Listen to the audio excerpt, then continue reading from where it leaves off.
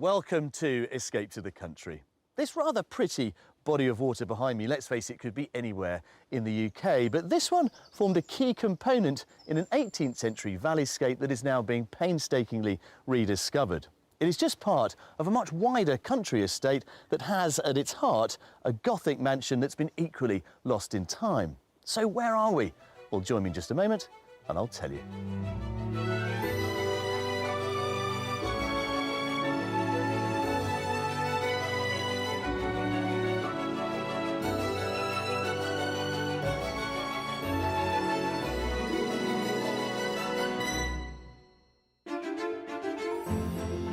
Today I'm with a pair of sisters used to living it up in London, but one of them is packing it in for a life in the countryside and taking a touch of the city buzz with her. It lends itself quite nicely to a really funky playroom or party room. I wonder when we get to that. Yeah, I get the feeling you two are quite used to a good party. Yeah. And it looks like there might be cause for celebration as our search throws up a few surprises. And you may open your eyes now. Oh my goodness. Oh, wow. Well, today we are in Gloucestershire, and these are the beautiful landscape surroundings of Woodchester Park. And that, perhaps not surprisingly, is Woodchester Mansion. Now, from the outside, it looks pretty sumptuous, but in truth, in 1873, the money ran out, the builders left, and it remains a time capsule, a unique study in late 19th century architectural practice. Now, later on in the show, I'll be back here taking a closer look at the work that's being done to restore all that Woodchester has to offer. It is a peculiar part of Gloucestershire's tantalising countryside. Gloucestershire is situated in the southwest of England, where the River Severn flows into the Bristol Channel. The county encompasses a major part of the Cotswolds area of outstanding natural beauty, the Severn Vale and the Royal Forest of Dean. Within the forest, the magical dense woodland of Puzzle Wood is a mass of twisted tree roots and dramatic moss-covered rock formations. So striking is its imagery, it was said to have been one of J.R.R. Tolkien's inspirations for Middle-earth in Lord of the Rings, and is also recognisable from its appearance in the recent Star Wars movie, The Force Awakens. Gloucestershire also boasts equally stunning scenery in the form of its historic architecture. The charming Cotswolds villages in the east of the county are made up of ancient honey-coloured limestone cottages like those in the village of Byberry. Described by William Morris as the most beautiful village in England, its famous stone weavers' cottages at Arlington Row are some of the most photographed in the UK. And their iconic image even features on the inner page of the British passport. But there's certainly no need to go abroad when you've got all this in Gloucestershire. From varied landscapes and heritage to picture-perfect towns and villages, there really is something for everyone. Well, who wouldn't be seduced by this glorious Gloucestershire countryside? But of course, moving here does come with something of a premium attached. At £330,000, the average price of a detached property here is some 30 grand above the national figure. Now, you may not have to be a millionaire to move here, but it is perhaps worth remembering the story of local man James Wood. He owned the Old Bank in Gloucester. He was reputedly Britain's very first millionaire, but was also said to be so tight with his money, he was the inspiration for Charles Dickens' Ebenezer Scrooge. But what about today's buyer? Well, let's hope that she is far more prepared to part with her money. Today we're house hunting with South Londoner Mickey, who lives in a 4-bedroom terrace house with son Tom and their 2 dogs, Didier and Mouse. Having family living nearby, Mickey sees her younger sister Charlie on a daily basis. I live in Wandsworth at the moment and I absolutely love this area. It's a very close-knit community. Everything is on my doorstep. Tom's school is 5 minutes away from the house, as is the common, as are cafes. Despite living in the affluent borough for 9 years, Mickey's job as a property design consultant has meant they never stay put in one property for long. I have moved 7 times in the last 6 years and done up every single property that I've lived in. Mickey has the most incredible vision. So when she walks into a property, she can see what she can do with it, which a lot of other people don't. The London lifestyle suits Mickey down to the ground. But with 7-year-old Tom about to change schools, She feels the fast-paced city isn't the best place for him to grow up in. This move is driven solely by Tom and his changing schooling needs. I would like him to grow up in the countryside without the pressures of London and being in a city with the freedom to run around like we did when we were younger. Mickey's done her research. Although she's unfamiliar with the countryside, she has friends in Gloucestershire and has found a school there for Tom. The idea of moving seems a no-brainer.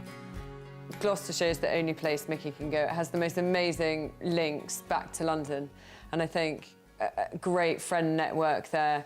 Whilst I am going to embrace it, I am slightly dreading it and clinging on for the last few months of my London life. But I will take it with both hands, but I am quite scared. And with a change of scenery may also come a change of career. I have always loved the idea of owning a boutique, and whilst there's 2 a penny in London, there aren't that many in Gloucestershire, so I would really like to look at opportunities to see whether maybe I could realise my dream of owning a little shop. Although she's a pro when it comes to buying and selling, there's more pressure on getting this next property purchase right than ever before. So she's bringing sister Charlie along for support. Charlie has got a very wise head on her shoulders. We work together quite well because I have the artistic flair and my ideas sometimes run away with me, and Charlie is probably more likely to be the Handbrake? The school Mickey has found for Tom is in Minchinhampton, so we're looking in the villages and towns within a reasonable distance for the school run. Now, although this is one lady who's used to talking property particulars, I need to find out what's on the wish list for this next move. Well, guys, look at this. What a place to start. So, formally, Charlie, Mickey, welcome to Gloucestershire. This is a really interesting story, I think, because you're not a typical escapee, are you? No, I don't think I am. What's the real motivation behind this move for you? Well, the real motivation is Tom and his schooling. So now I'm just looking for the perfect property. Now, Charlie, you know your sister better than anybody. What's your role going to be this week? So I think I'm here to be the voice of reason. Mickey has moved a lot, and therefore she's not scared to take on a project, and it's easy for her. So I think I'll be more look at the bigger picture. With this move, are you looking for an investment property or a home? I'm looking for a home that will ultimately be an investment as well, but I'm looking first and foremost for a home. Let's talk about the specifics. What do we need to have on our wish list? Probably the main key component is the location. So I'm very keen for a village location. I do not want it to be too rural. I would quite like a pub within walking distance. And then in terms of the property, 4 bedrooms and a garden that isn't too big. Now, just remind us of your budget. I've got a budget of maximum 900,000. That's for all the work that I would like to do on the property as well. So that's my complete budget. Is it possible, Charlie, that we could find the perfect home that didn't need anything doing for your sister? I think that's incredibly unlikely. That's my worry. Why? Why is it so unlikely? Because if it's not Mickey's way, she doesn't like it. You've got a fantastic budget. We've got some great properties here to show you. Shall we? Yeah, brilliant. Come on, let's go. Let's see what we can find you. It's nearly £1 million, you know. It's not bad, is it? With a healthy budget of £900,000, Mickey's looking for a property with a minimum of 4 bedrooms, a substantial yet manageable garden for Tom and the dogs, and she's not shy of doing a little bit of work if required. Used to life in the city, Mickey doesn't want anything too remote, and she'd like to be able to walk to a pub. The most important factor is the need to be close to her son's new school. We've got some cracking properties to show Mickey and Charlie, all with an abundance of character and an interesting mix of old and new. I'll be asking them to guess the price of each before I tell them, and for our final offering, I have a mystery house to rival all mystery houses, with a very special and unique additional extra.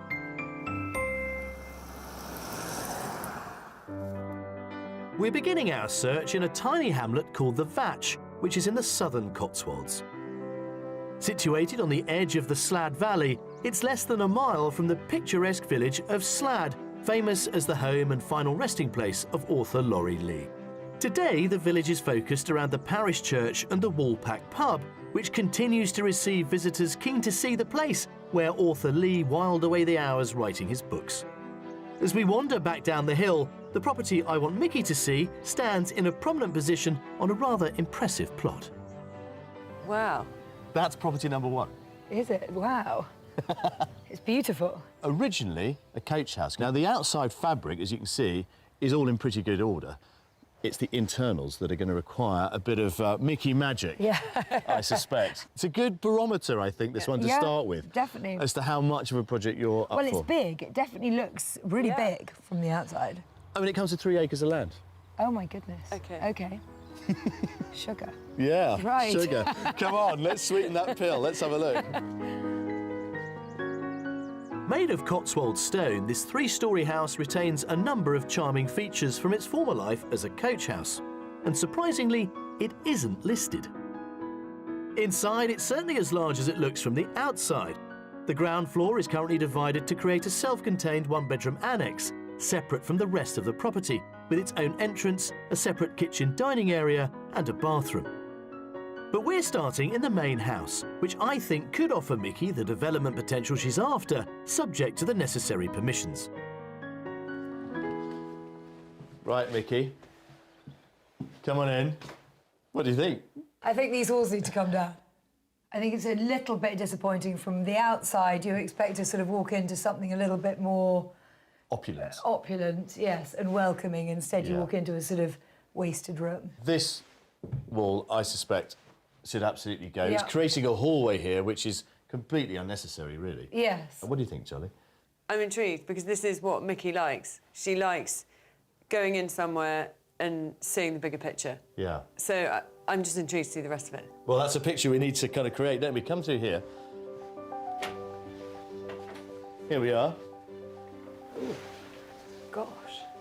Right now, I'm not sure I'm really feeling it. From the outside, it had so much potential. It was beautiful. And so far, it's lots of little rooms that aren't flowing and really working for me. Despite her vision, Mickey is clearly struggling to get her head around the space on offer here.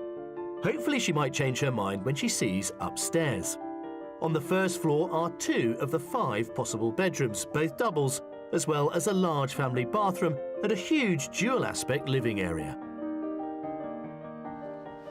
Now, up here on the first floor is where you get your first real kind of reception room. Yeah, this is great. It's amazing. Ah, you see? Suddenly, it reveals its magic. Yeah. It's beautiful, and I can totally see the potential. Yeah, I think that this is... You're now getting on the par with how beautiful it looks from the outside, and it Yes. gives you the potential to be able to see, or people like me who don't have a vision, how it could look. Now, if you like this space and all that it offers you, you're going to love what's on the top floor. Come and look at this. What's really exciting about this property is the flexibility it offers. The top floor has over 270 square feet of space, described on the particulars as 2 bedrooms. So the current master is there, this little dressing corridor, but this, to me, is Wow. the main event, the real This is selling point amazing. of this building. Wow, this is great. I love it. Amazing beams. Would you go for a family room up here? Would you keep this as is, or go for think- more bedroom space? Master suite up here. Well, it could be a master suite, but I think also it lends itself quite nicely to a really funky playroom or Yeah. party room. I wonder when we get to that. Yeah, I get the feeling you two are quite used to a good party. No, it's good. This is definitely a real wow point of the house. OK, well, let's go and have a look at the So, garden space yeah. and see what that offers you. And we might talk about the price. Yes. There is certainly some work to be done with this place, but for someone with Mickey's development experience, it offers endless possibilities, and I think it could make a fantastic home. Outside, it's surrounded by a well-maintained cottage garden, as well as 3 acres of sloping paddocks. In terms of the sort of garden setup, I mean, you've got an immediate garden here, but let's not forget you've also got 3 acres that come with this. Yeah. So, how much do you think it's on the market for then? I think it will probably be on the market for in excess of 800,000. Yeah, Charlie? 775. Oh, well, this is on at £830,000. I mean, I think whilst it is a beautiful, beautiful property, I think it probably is just one step too far, Interesting. price-wise. Well, go and have a quick run around, make sense of it, and I will come and find you a little bit later on. Okay. Off you go. Thank you. This fabulous converted coach house offers Mickey a project she could really sink her teeth into. There's plenty of room for visiting guests to stay, lots of entertaining space, and that separate annex. What's more, there's a large garden for Tom and the dogs, and it's within walking distance to the pub in Slad, and it's just a 15-minute drive to Tom's school. I would absolutely love to take on something like this.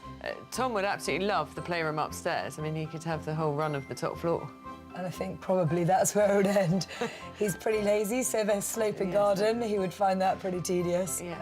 If there's only two of us with two little dogs, we would really rattle around in a big property like this. But a mini version, that would be perfect.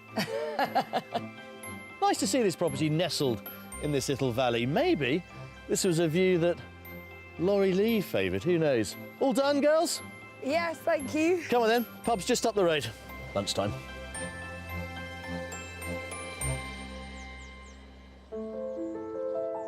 At the turn of the 20th century, Gloucestershire became an important centre for the arts and crafts movement, led by William Morris.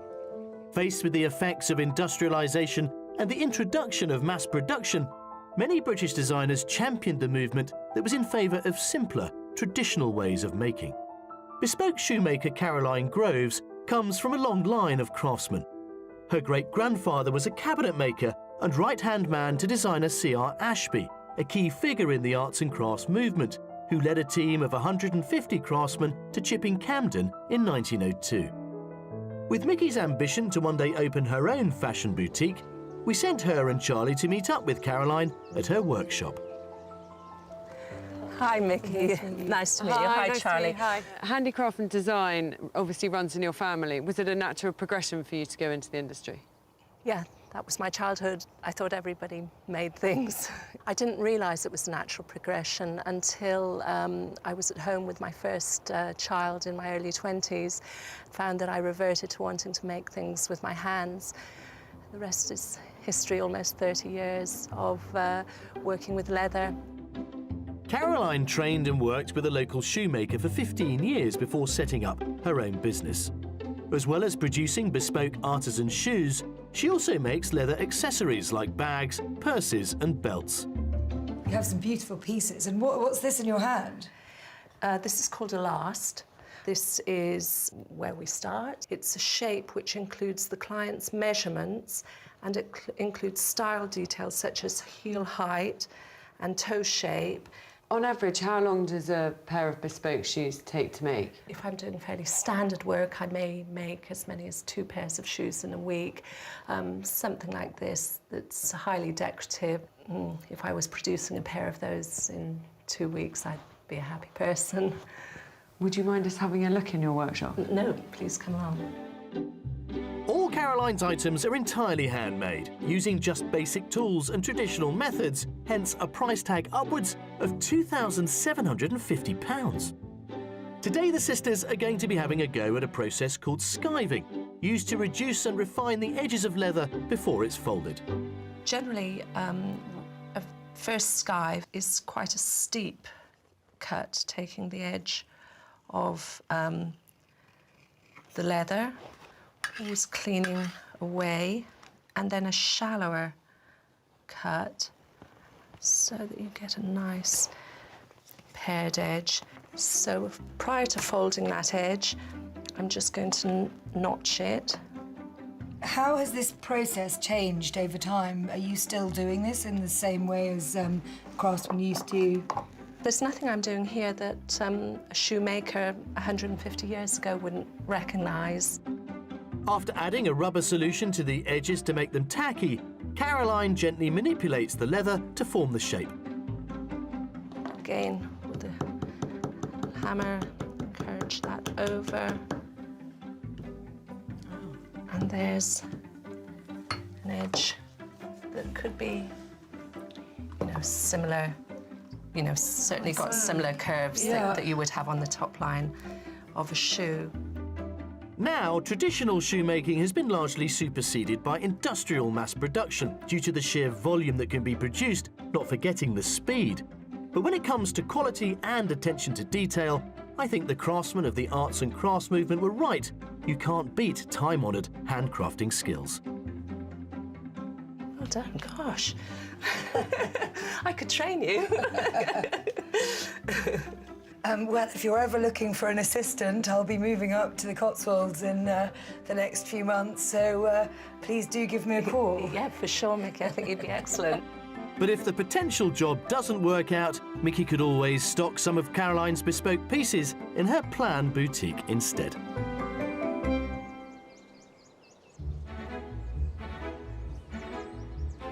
It's the second day of our search with Londoner Mickey, who, with the help of sister Charlie, is looking for a country pad for her and her son Tom on a generous budget of £900,000. Having lived in 7 properties in the last 6 years, she's decided it's time to put down roots in the Gloucestershire countryside. Still to come, our mystery house makes an impact. It's not at all what I expected the mystery house to be. No, it's a million zillion times better. And I find out why this 19th century Gothic mansion remains unfinished to this day. Just going into the dining room now. Wow, that's amazing, isn't it? As we begin day 2, I do have one major concern, and it's not about the budget, as is often the case. My worry is that Mickey's obsession with wanting to redesign her new home is rather overshadowing the real challenge that she faces, and that is leaving all that's familiar behind in London and trying to set up a new life here in the countryside. I'm just not fully convinced she's prepared for what that is going to involve. So what can we do about it? Well, today we have, of course, 2 more properties to come. A stunning mystery house which, amazingly, has managed to combine almost every period in British architectural history with a nice little twist to boot. But first, a property which, at first glance, may look more at home in the Tuscan countryside, but in truth, of course, it's not in Italy. It's on a hillside in Gloucestershire, just over there. We're heading for the village of Horsley, again situated in the heart of the Cotswolds area of outstanding natural beauty. The village itself is small, but the nearby town of Nailsworth is just over a mile away.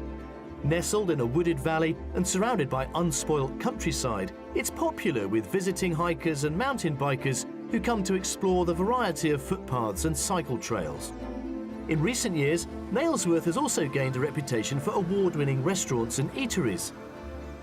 Our property is in an elevated position above the Horsley Valley, down a quiet country lane.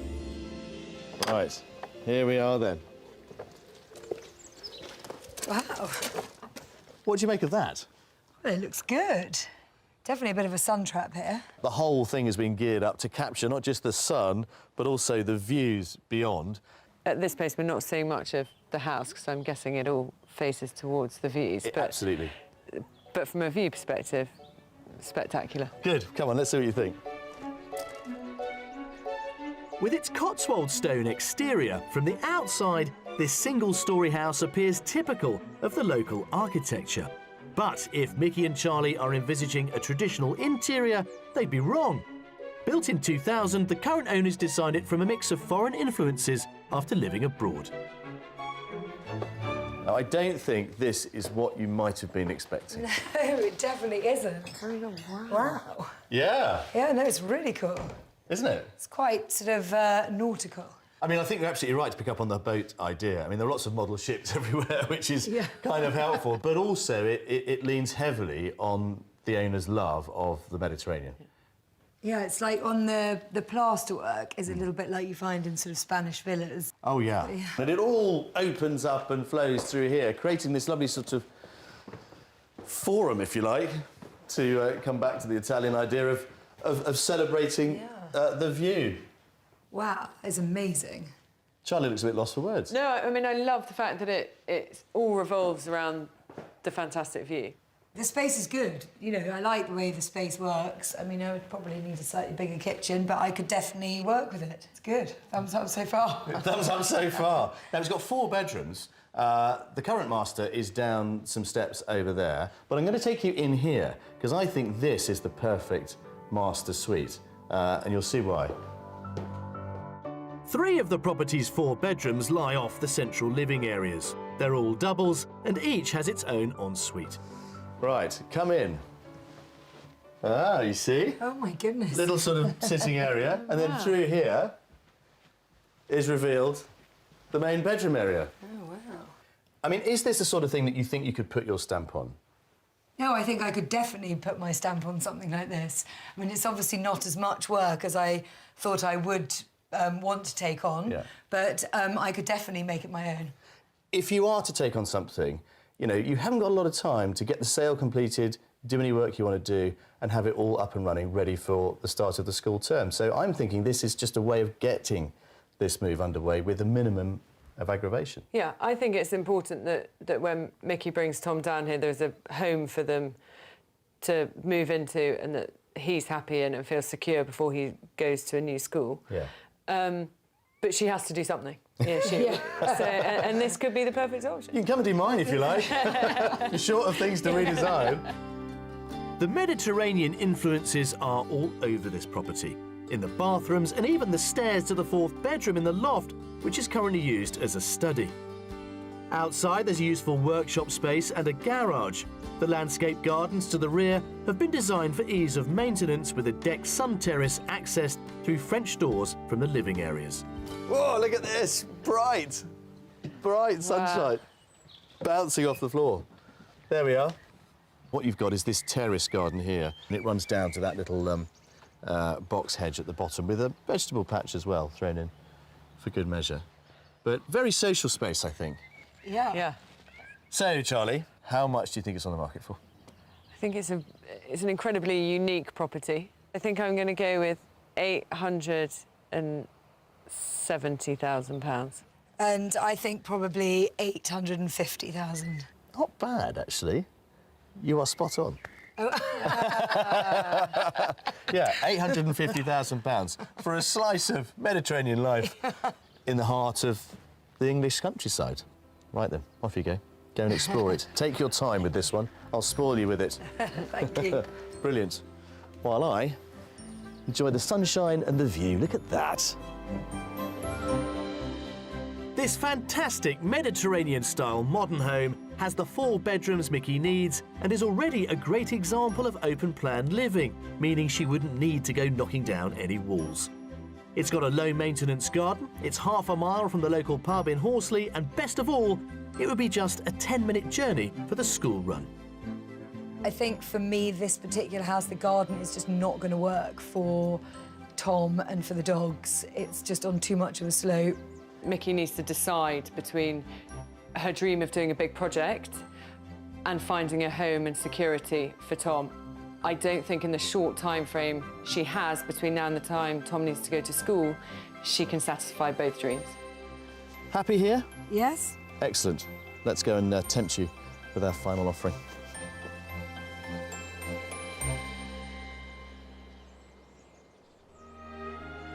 The Cotswolds wool trade was, to a great extent, responsible for the prosperity of the region. But its character is most definitely a result of the abundance of stone used to build hundreds of its villages. I'm visiting Woodchester Mansion, a 19th century Gothic masterpiece that was abandoned mid-construction in 1873. Over the years, it's been saved from dereliction, but it will never be completed. Ray Canham from the Woodchester Mansion Trust is showing me around. Just going into the dining room now. Wow, that's amazing, isn't it? And this is what the mansion is about. And that's the original timber centering. Yes, and I'd like to think they left it there so we could show it to you today. But what's the story, Ray? How did it come to pass that this building was begun and then left so spectacularly unfinished? William Lee, the mansion builder, inherited, when he was very young, about £170,000 from his father. And he converted to Catholicism in the 1840s and wanted to move somewhere where he could establish a Catholic community.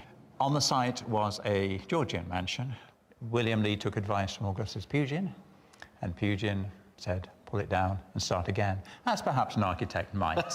Yeah, he's obviously looking for a bit of business, isn't he? He was looking for a bit of business. But why go to all the trouble of creating a Gothic mansion? It's not really a cosy family home, is it? I don't think it was ever going to be a family home, but that's just a personal view. This could have been to entertain the great and the good of the Catholic Church. Looking at the sheer scale of this place, it seems as though Lee's ambitions for the building could never have been realised. As his capital diminished, progress became slow. When he died in 1873, over 20 years after work began, the building was never completed. But his misfortune is our fortune. We're now able to not only marvel at this building, but study it in a way that we would never have imagined. Stonemason Johnny Anderson has been at Woodchester for 8 years, using its masonry history for training others. Hello, Johnny. Nice to meet you. Pleased to meet you. Bit of conservation in action. Well, that's why we're here. Now, what a training ground for any stonemason. I mean, surely every technique you would ever need to master is identifiable. Yeah, and you don't need a textbook, you just point to it. I was lucky enough to have a traditional apprenticeship, but today, the young people in a sterile workshop environment, when they come here, they join the dots together and see their workshop work and the site work, and they marry the two together, and it's all explained here.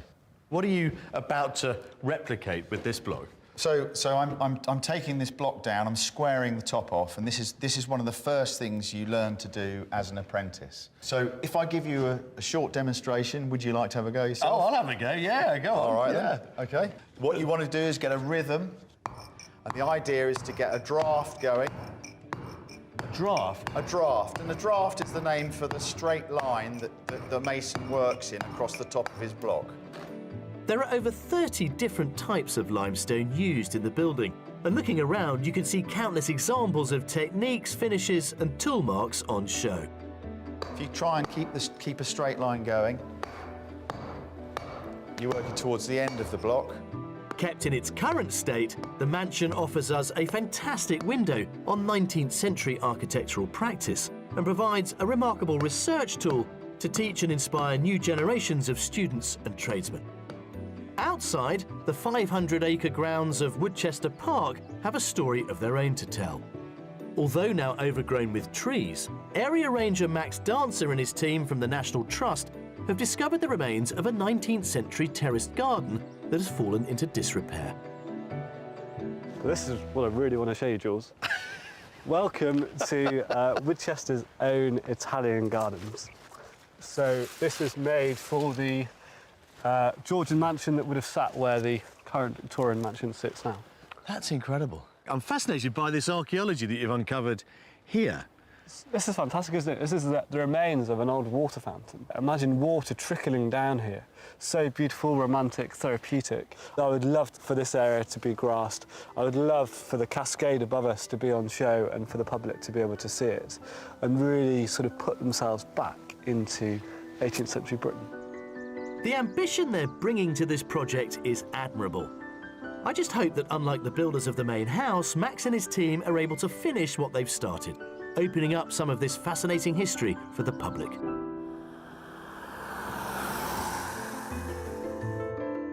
We're on the road heading to a hamlet called the Mythe, on the northern edge of the Cotswolds, close to the Worcestershire border. The nearby medieval market town of Tewkesbury lies at the confluence of the rivers Severn and Avon. Steeped in history and medieval character, visitors can take a stroll through a town rich in black and white timber frame buildings, or visit the 900-year-old Tewkesbury Abbey with its striking Norman tower. Crossing over the River Avon, our mystery house is just a mile from the town and is set back from the road. Keep walking. Oh, feel that lovely sunshine. And stop there, and you may open your eyes now. Oh, my goodness. Oh, wow. Wow, you definitely saved the best to last. Yeah, didn't we, Jess? Wow, it's amazing. You could be lady of the manor. How about that? I can't quite believe it. Well, there is more truth in that than you might think, because this one actually does come with a title. If you own this, you become Lord of Mythe and Mythe Hook, Lord of the Manor of Mythe and Mythe Hook. Right. Do I need a sex change? No, but you can give it to Tom Oh, I see. as a moving present. How about that? None of his mates are lords at 7 years old, I'm sure. Yeah. OK, right then, let's do it country style. Let's use the back door, shall we?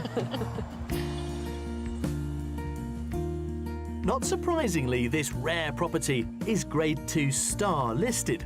Less than 6% of all listed buildings have this grading. The first owner on record was William the Conqueror's wife, Matilda, the land given to her as a gift from her husband.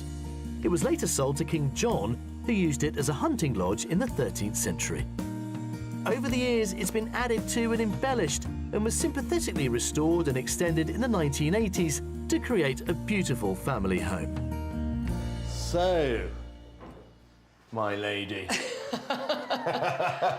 Oh, my goodness. It's not at all what I expected the mystery house to be. No, it's a million zillion times better. Come on, have a look through here. I mean, this is obviously the diner end of the kitchen diner. And bearing in mind, you know, this is the new extension. Once again, just beautifully done and thought through with these oak beams and doors out to the garden, let the dogs Yes. out, you know. Come through here, this is the living room. The magical mix of medieval and 16th century architecture in this house really works with the modern finishes. The main reception room is south-facing, making it wonderfully light. It's amazing. Yeah, it's really good. So I don't think you'd have to do too much to No, this to you're make right. it yours. No. Who'd have thought it possible that we might have found something that you didn't need to rethink? Oh, she'll find something. Yeah, well, I'm sure. But come on, let's go upstairs. I think Mickey is genuinely taken with this house, as I hope she would be. The 5 bedrooms are split across the 2 top floors. There are 3 bedrooms on the first floor, one with an ensuite shower room and a luxurious family bathroom. But as we head up the Norman Tower, there are a further 2 bedrooms, the largest used as a living room, the perfect playroom for Tom, and then there's the master bedroom. Wow. Yeah. It's like we stepped back in time. Well, this is you, the maiden at the top of the tower. This is one of the oldest parts of the building, the Norman Tower, of course, looking out, see, you know, into the garden. I love that window. I do too. Would you come and stay, Charlie? I think I'll probably never move out. I'm thinking about relocating myself. It's really fun. And, you know, we are a little bit further away from the school in Minchinhampton that you're thinking of sending Tom to, about 45 minutes. But the building you get as a result, Charlie, you know, come on, help me. Yeah, It's no, gorgeous. I totally agree. I mean, the building's beautiful. What do we think it's worth, then? You can think about it on our way to the bottom. Come on. Outside, the property is surrounded by beautiful, level lawn gardens to the front and side, with a number of seating areas. There's also a purpose-built art studio, which I imagine Mickey would make use of as a garden room or entertaining space in the summer. So make us an offer, then, on our final offering, our gorgeous, wonderful mystery house. Well, I never in a million years thought I would be able to afford anything like this. I'm going to be optimistic in my price and put Yeah. it right on the top, on my top budget, which was £900,000. £900,000, yeah, Charlie? I'm going to go with £950,000. £950,000. I mean, any of those figures, frankly, I think would be completely justified on this one. But here's the trick, and this is why I think the 45-minute commute is worth making, because this could be yours for £850,000. Oh, my Wow. And, Lady you know, Mickey. right then, we are going to give you as much time as I can, though, here, and I will come and find you a little bit later on. Go on, off you go. Go on, Charlie. Take your time. This beautifully presented house offers Mickey a real slice of local history and a title for an amazing £50,000 below budget. The generously proportioned rooms offer a great living space with 5 bedrooms and the perfect flat garden for Tom and the dogs. It's only minutes to Tewkesbury, but the compromise is the 45-minute journey to Tom's school in Minchinhampton. It's art studio. Yeah, amazing. Such a versatile space. You could actually do anything with it. But how cool is that house? I mean, amazing, isn't it? Look at it. I mean, I absolutely love the house. The one reservation that I have is I've kind of gone down the route of putting Tom into a school. So I think we've just got to try and work out whether, you know, in reality, it's doable. Well, my ladies, I'm afraid your carriage awaits. We've got to go. You've got a lot to think about. Come on.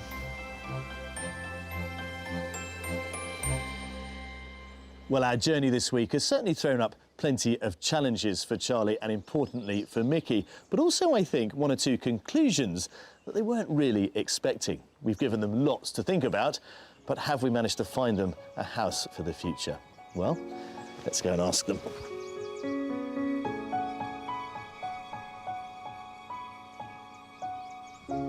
Well, guys, this is the end of the line, I'm afraid. The process is nearly over. We've given you, I think, some really interesting properties this week to consider. But I suspect, Charlie, it's going to come as no surprise to anybody watching this that there is one clear favourite. Am I right? You're right, Jules. The mystery house was incredible. It's put a real cat amongst the pigeons because now everything is up in the air. I've got to look a little bit more into the area, you know, even potentially look at different schools because I'm not sure 45 minutes is workable for me, but I absolutely love that house. I never imagined that we'd see anything like that. And that's a house that I feel that, you know, we can really grow in and enjoy. So what happens next? Well, I think I've got to do some driving around. I've got to consult the map and, yeah, I've got to move forward, I think. It's been a lot of fun, guys. We've made light, in some respects, of this enormous decision that you are having to make. But I do think you're coming to the right area. It's been a great pleasure. Best of luck. Thank you. Thank you.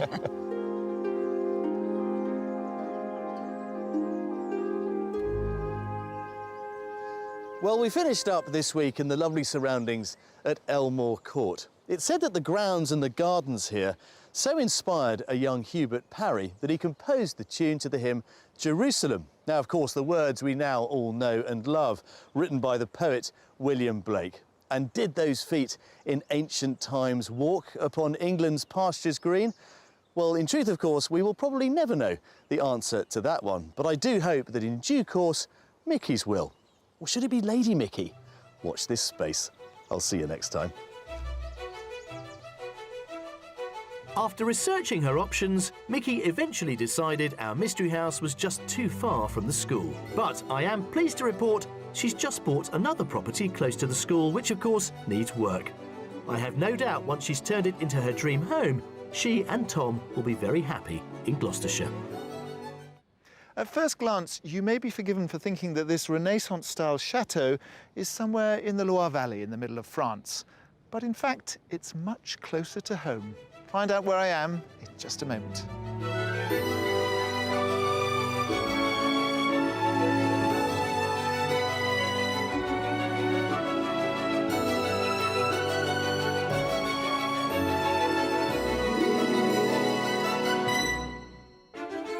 Today's house hunters are laying all their cards on the table. The dining room might be a bit small.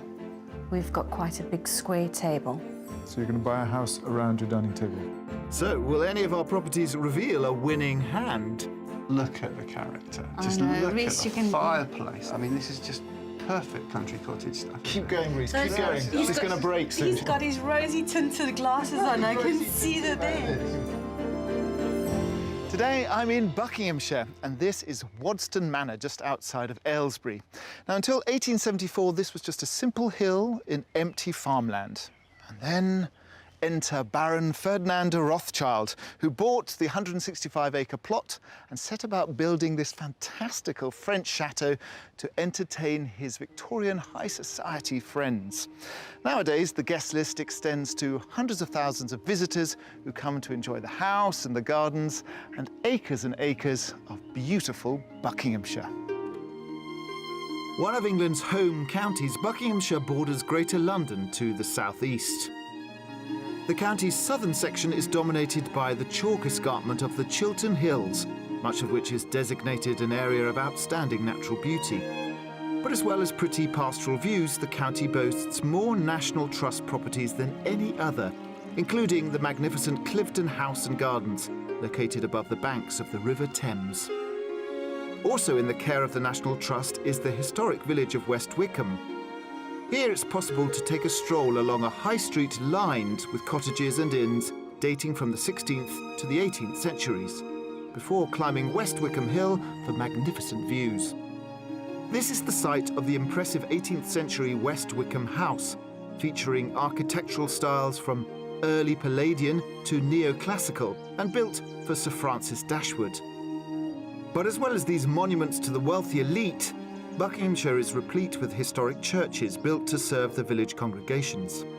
At Lillingston Lovell, St Mary's retains some early 13th century features, as does the Church of St Nicholas at nearby Lillingston Darrell, although this was largely restored in the 19th century after falling into disrepair. So if you're looking for a slice of classic English country life, packed with centuries-old villages and architectural gems, Buckinghamshire is certainly a county to head to.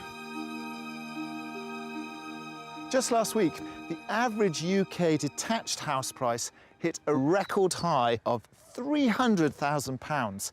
That's a 50% increase in the last decade. And here in Buckinghamshire, the figures are also quite striking. The average here is £625,000. That's more than double the UK figure. That is in part explained by the beautiful countryside and also the proximity to London.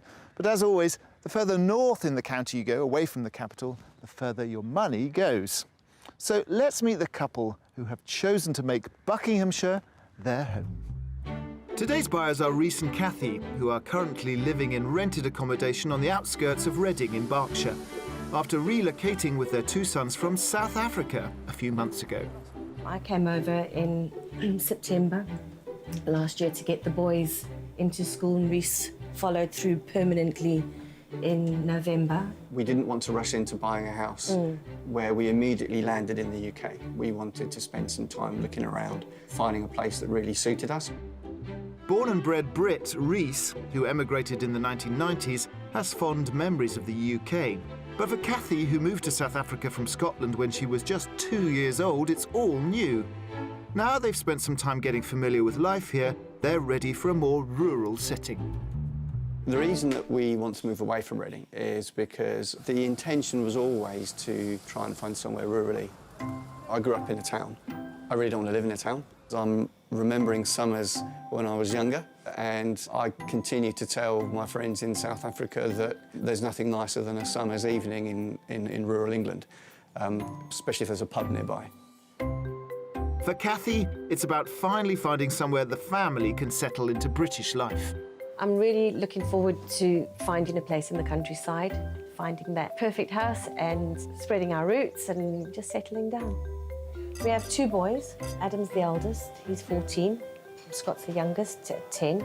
I think they're also looking forward to moving into their own house with their own bedrooms, that we can finally get out all their things and just settling into their daily life, making new friends.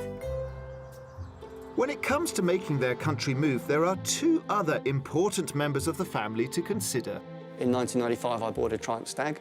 Always wanted one ever since I was a little boy, and I'm really looking forward to taking it out on the open roads, driving it through the countryside, through those little leafy lanes with the top down, stopping at a pub for a pint.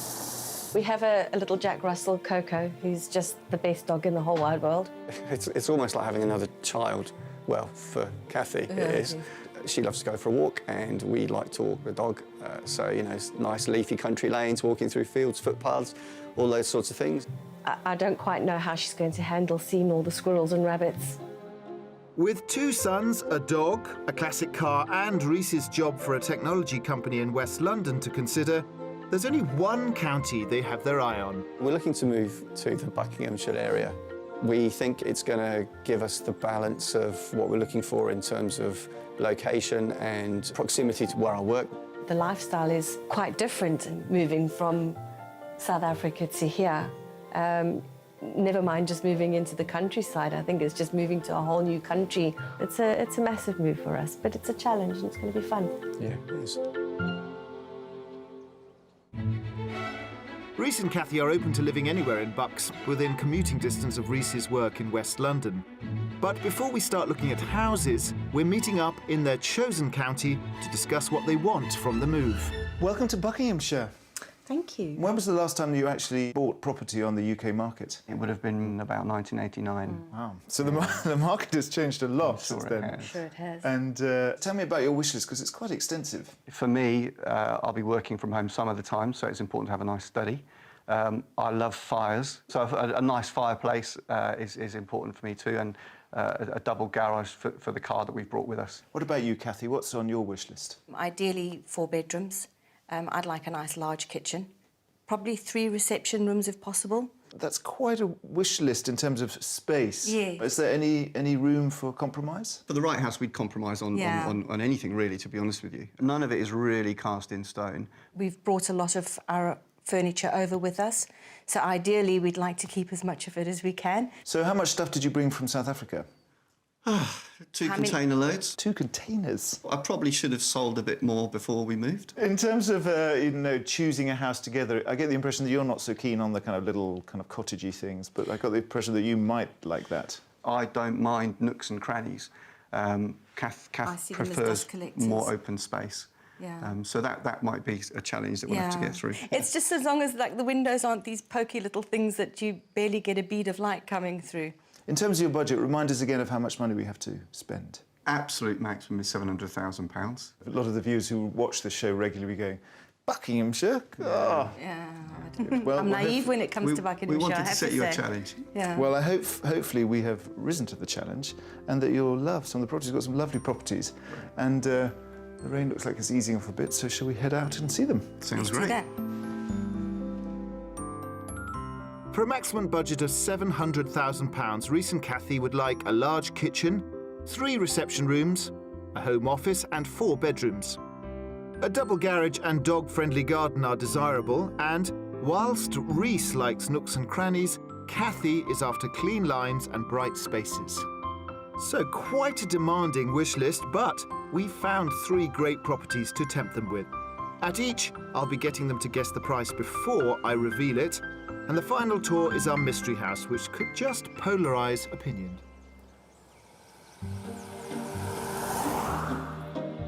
Our search is starting on the outskirts of Stowe, a civil parish famous for an independent school of the same name, with the hamlet of Chackmore located a couple of miles away. Once lined with timber-framed thatched cottages, just 2 remain. But there are still plenty of the leafy lanes Rhys is looking forward to exploring in his classic car, as well as a traditional country pub. Back on the outskirts of Stowe, the house we've come to see is located down another country lane and holds a rather horsey history. Here we have it, house number 1. Wow. Okay. It's the stables of the much bigger manor house just over there. Okay. Brilliant. What a fantastic area. We're right next to Stowe School. I don't know, it's one of the finest schools in the country. And this, I think, is a charming property. What do you think of the outside? Like the brickwork? Yeah. Plasterwork's really nice. Nice colour. Looks very nice on the outside, I can tell you that. A little bird tells me that you're not so keen on conversions. Historically, I've not been a fan. You know, maybe there's room for some movement. We'll convert him, yes. Convert him to conversions? Yes, absolutely. That'll happen. Yeah. Shall we go inside? Sure. Let's do that. The building of this former manorial stable block dates back to the 19th century, but it was converted to a home 20 years ago. It retains some period features, including its clock tower, complete with bells, but it's clear the interior is more about the clean lines Cathy has asked for. Here we have a nice kitchen. Big kitchen. The inside of the property is very beautifully maintained. Yeah. This is a totally bespoke kitchen. There isn't a handle anywhere. I love the stone tiles. Yeah, I like the tiles. Lovely feature. Yeah. It's definitely the sort of effect we're looking for. And you've got a nice little utility room there with all your white goods, so your washing machine, and also another door, so you could bring in with Coco and you clean her paws off. Yes, she does get muddy. It's kind of the spec we were looking for, you know, nice older style house with a modernish interior. Is it bright and big enough for you? It is a very nice, bright kitchen. Thank you very much. Let's look at some of the other reception rooms. Back across the hall and past a useful cloakroom, the dining room includes the home's feature staircase. Come straight through. So you've got the dining area here, and then this big lounge. living space. Do you like the fireplace, Reece? Yeah, I like the fireplace. You wanted modern interiors. This is actually very sleek and modern. Yeah. That's very nice. I like the amount of light coming through the double doors there, leading to the garden. In terms of size, is this going to be enough? I'm concerned that the dining room might be a bit small. We've got quite a big square table. Yeah, we'll have to see whether that will fit in. So you're going to buy a house around your dining table? Well, there's certain furniture that we won't compromise on, and that is one of them. Piece, yeah. So when you said 3 reception units, you meant the kitchen diner as one of them? No, we had 2 lounges. So we've got 2 furniture suites. So you might have to scale that down. we might have to scale it down. Yes. Reece and Kathy may need a little readjusting to the typical dimensions of British country living. The central feature staircase splits to give access to 2 upper wings in the eaves of the house. One side is the family bathroom, which serves a bedroom currently used as a single, but large enough to accommodate a double bed. And a further small bedroom. The 3rd bedroom on this wing is a good size and has en-suite facilities. Then, over on the other wing, we're checking out the largest bedroom. This is the master suite, with a little shower room here. And then that's actually the little door that goes up into the clock tower, if you're brave enough to take that challenge. Oh, really? Oh, okay. A bit cobwebby. I like the way it's split. I like the way they've got the divide and the staircase up, and it's So you can't it's hear quite the children. Nice. That obviously is a benefit. Yeah. It's got a high, airy feel, you're right, sometimes conventional spacious. Everything is at a decent level that you're not going to be ducking. You don't feel like you're in the attic. An upbeat finish to the layout of this converted stable block, and outside there's the double garage Reece has asked for, as well as off-street parking for 6 cars. Leading out from the largest reception room, there's patio dining, plus some mature shrubs and trees surrounding the garden, which is mainly lawn. It's not a huge garden, but I got the impression that you're not such a mad keen gardener that you want a huge garden. That's right. I mean, a smaller garden where we could spend the same amount of time in but do more with is probably what we're looking for. So less time mowing the lawn, more time, you know, beautifying the garden, getting some nice flowers in, that sort of thing. What do you think this one's on the market for? I think up near the top end of the budget. I think round about 685. I think Kathy's pretty well on the mark with that, about 685, maybe a touch higher. He likes to agree with me. Well, yes, you're right. It is actually up towards the top of your budget, but actually even higher. It's right at the top at 700,000. Right. Okay. Why don't you have another look inside, see whether it kind of enchants you, and then we'll go on and see the next property. Yeah, we'll do that. Thanks a lot. Oh, I mean, it is a lovely house, but, you know, maybe a bit squishy for 2 container loads of South African furniture. But that's the price of property in this very lovely part of the world, so let's see what they think. This converted stable block combines a period exterior with modern living. There's a bespoke kitchen breakfast room and 2 further reception rooms, whilst upstairs there are 4 bedrooms, 2 with ensuite bathrooms. Outside offers a double garage and gardens in a secluded country location. What do you think? That's very nice. I do like the wood. I love exposed wood. The house is absolutely lovely. It's got a nice, light, airy feel to it. There are elements that I really like. I think the kitchen's a great kitchen, the sort of thing we're looking for. I love the stonework on the floor. I think the clock tower's a fantastic feature. The bedroom's lovely, but the small bedroom's really, really small. And I can see a big argument between my 2 boys as to who would get the ensuite shower and who wouldn't. Overall, I think the house is just a little small for what we're trying to get to. Slightly damp, but beautiful gardens. Maybe not for them. All right, guys. Yeah. Are we done? Yes, great, Kathy. If you pull the door, we're going to head on to the next house. Okay, folks. Ready? Let's do that.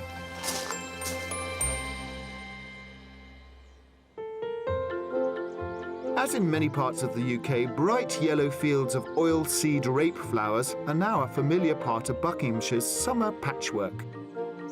It's likely the plant was first brought here by the Romans and used in the Middle Ages as a soil improver. The steam engines of the Industrial Revolution were kept well lubricated with its oil, but for all those centuries, a naturally occurring acid made the plant poisonous and unpalatable for humans. Then, in the 1970s, Canadian scientists developed an edible strain, and canola, standing for Canadian oil, low acid, was born. In the 1980s, subsidies encouraged many European farmers to switch to the crop. And at one such farm, 6th generation farmer Simon Mead is going to show Rhys and keen cook Kathy the process from soil to oil. Welcome to our crop of Chiltern rapeseed oil. Well, the family's been here since the 1850s. I've been farming since I've left school, but it wasn't until the 80s that we started growing oilseed rape. What's the growing process? Does it grow all year round? Well, it starts its life in August. It's been in the ground already 9 months. It's at the pollination stage at the moment, so all the pods are being formed, and we've got another 2 months to go before we harvest it. Some people think it's the flower that we get the oil from, but in fact the flower gets pollinated and produces these pods, and in these pods there's some seeds, and it's the seeds that we get the oil from. British production of oilseed rape has doubled in the last decade alone, making it such a common sight that during the flowering season, coachloads of tourists regularly stop off to aim their selfie sticks at our canary-coloured fields. If you look at the label of low-cost vegetable oil, chances are you'll see it's rapeseed. It's the artisan, single-estate, cold-pressed varieties that really get those gastronomic tongues wagging. Cold pressing is an extraction process that keeps the heat below 40 degrees Celsius, and it can be done by hand. But here, a machine uses high pressure to literally squeeze the oil from the seed. There's still lots of sediment in the oil once it comes off the press, but in here it passes through the filter and all the little particulates stay in the filter, and we're left with something like this. Wow. The cleaned oil is then bottled at a rate of up to 2,000 bottles a day. Come on, speed up. OK, is it a race? OK. These guys are good. A pourer and threaded cap are added to the top of each. Marvellous. All done. And finally, a label is added. That's the bottle ready to be boxed. Rapeseed has half the saturated fats of olive oil and 10 times as much omega-3. Plus, the high smoke point makes it suitable for frying and roasting. As well as the plain oil, this farm produces a variety of infusions. Rhys, Kath, I've got some flavours that I'd like you to try. Ooh, this looks good. I've got some lovely porcini oil. It's good for enhancing a risotto, pastas, and cooking chicken. Wow. You can really taste the porcini in it. Straight away. That is delicious. Next up, it's the basil chili infusion. Takes a little while to get going. But I tell you, I can feel it now. That can be used on any food that you want a little buzz Nice to. little kick to. No, that works nicely. And lastly, it's the basil flavoured oil. Good all-rounder. That'd be good for salad. That's good. Basil? Very much Nice so. rocket Oh, mozzarella that's good. salad. Goes really well. That would do a good salad. These are really nice. I think the flavours are awesome. I'll tell you what, if they all taste like this, I'm converted. Good. Rhys and Kathy may be converts to English rapeseed oil, but let's see if we can find the missing ingredient in their move, their dream home, here in the Buckinghamshire countryside.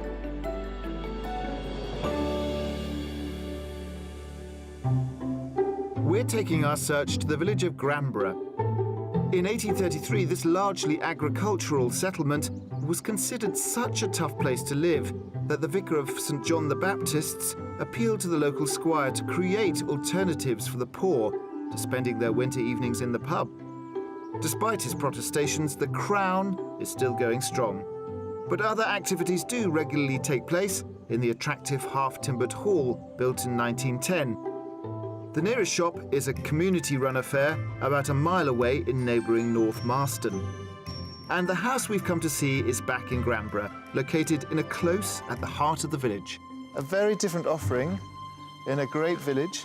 Yeah. Again, it was stables. Seems to be a real theme. These were the stables to this house, one of the bigger houses in the village. OK. No, I'll tell you one thing that is different is how quiet it is here. Will it tick all the boxes? That's the question. Will it? Fingers crossed. Will there be We'll space see. for the dining room table? Will there be space? We all have to see. Nail-biting stuff. Let's have a look inside. Converted from Victorian stables in 1992, the front door leads to an L-shaped corridor, to the left of which is something that should please Kathy, the first of 3 reception rooms. I'm just going to stop off in the dining room. Is this big enough for the table? Do you know, I think it might be. I think this is good, yeah. It's a nice big square room. It is. It is quiet. Big windows Yeah. from floor to ceiling, It's a practically. nice natural light coming through there. A great start, and the dining room leads straight into a large kitchen breakfast room. What about the proportions? It's a very nice sized kitchen. Through there you've got a utility room with a tumble dryer and washer and a downstairs loo. Okay. The layout's good, the finishings are really nice. I wouldn't walk in here thinking I needed to do a huge amount of work straight away. You've got the nook over here, so it's still a fully functional area for breakfasts and things like that. Good. It's looking good. Smiling. We're smiling, yeah. We're smiling. Well, still more good stuff to come. Let's look at this room, which is the lovely double doors out into the garden and this With huge space. the view. Yeah. And an instant fire. Oh, right, okay. Fires are always good.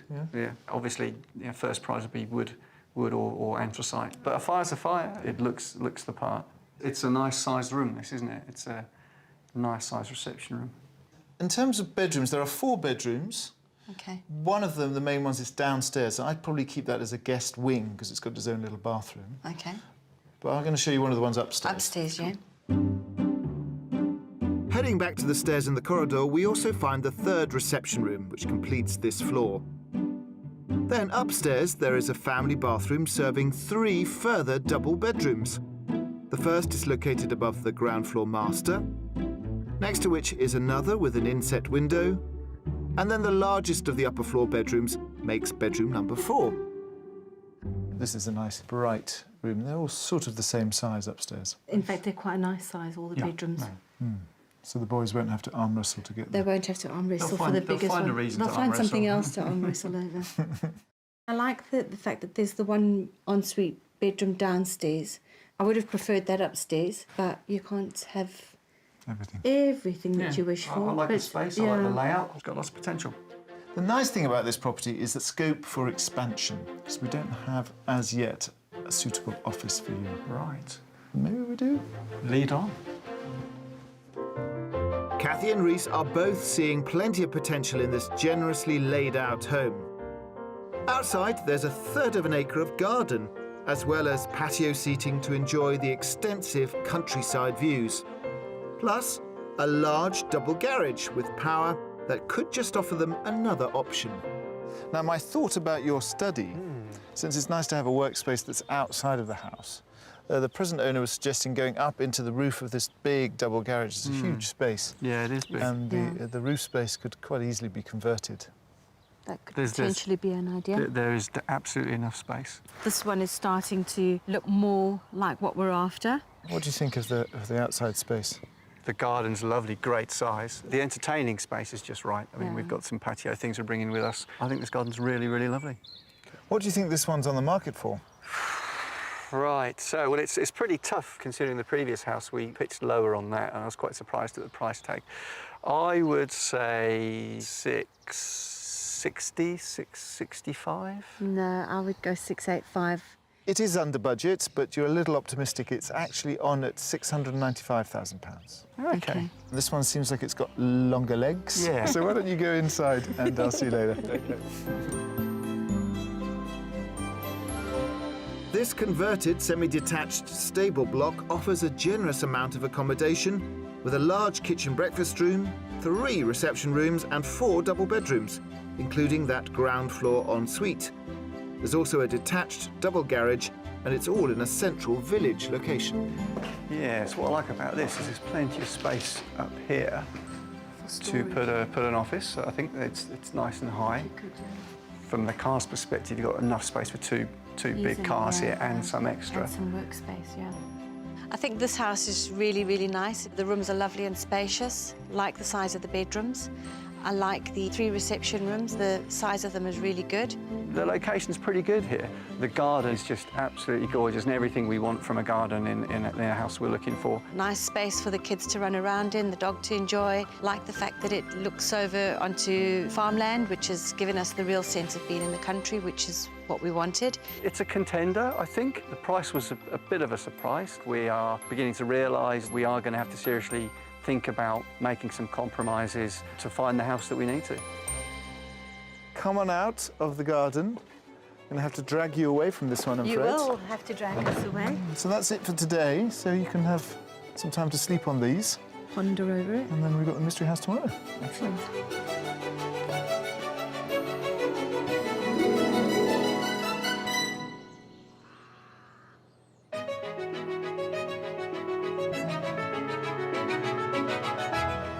We're in the Buckinghamshire countryside helping Rhys and Kathy, who have recently moved from South Africa, to find their dream family home.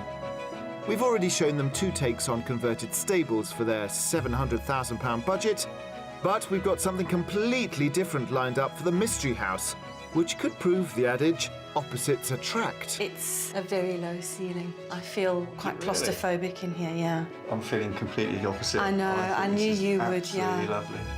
Plus, I'm taking things at a snail's pace at one very unusual Buckinghamshire farm. So snails shoot love arrows at each other? Yeah. They're like Cupid.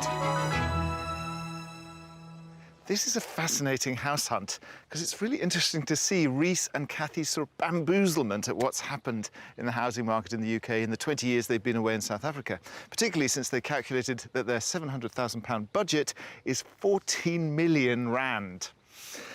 The mystery house, however, is, well, it's a bit of an offering for Rhys, sort of playing to his desire for an old-fashioned English sort of fantasy country house. But in the garden, there's a slice of South Africa that's going to appeal to the 2 boys.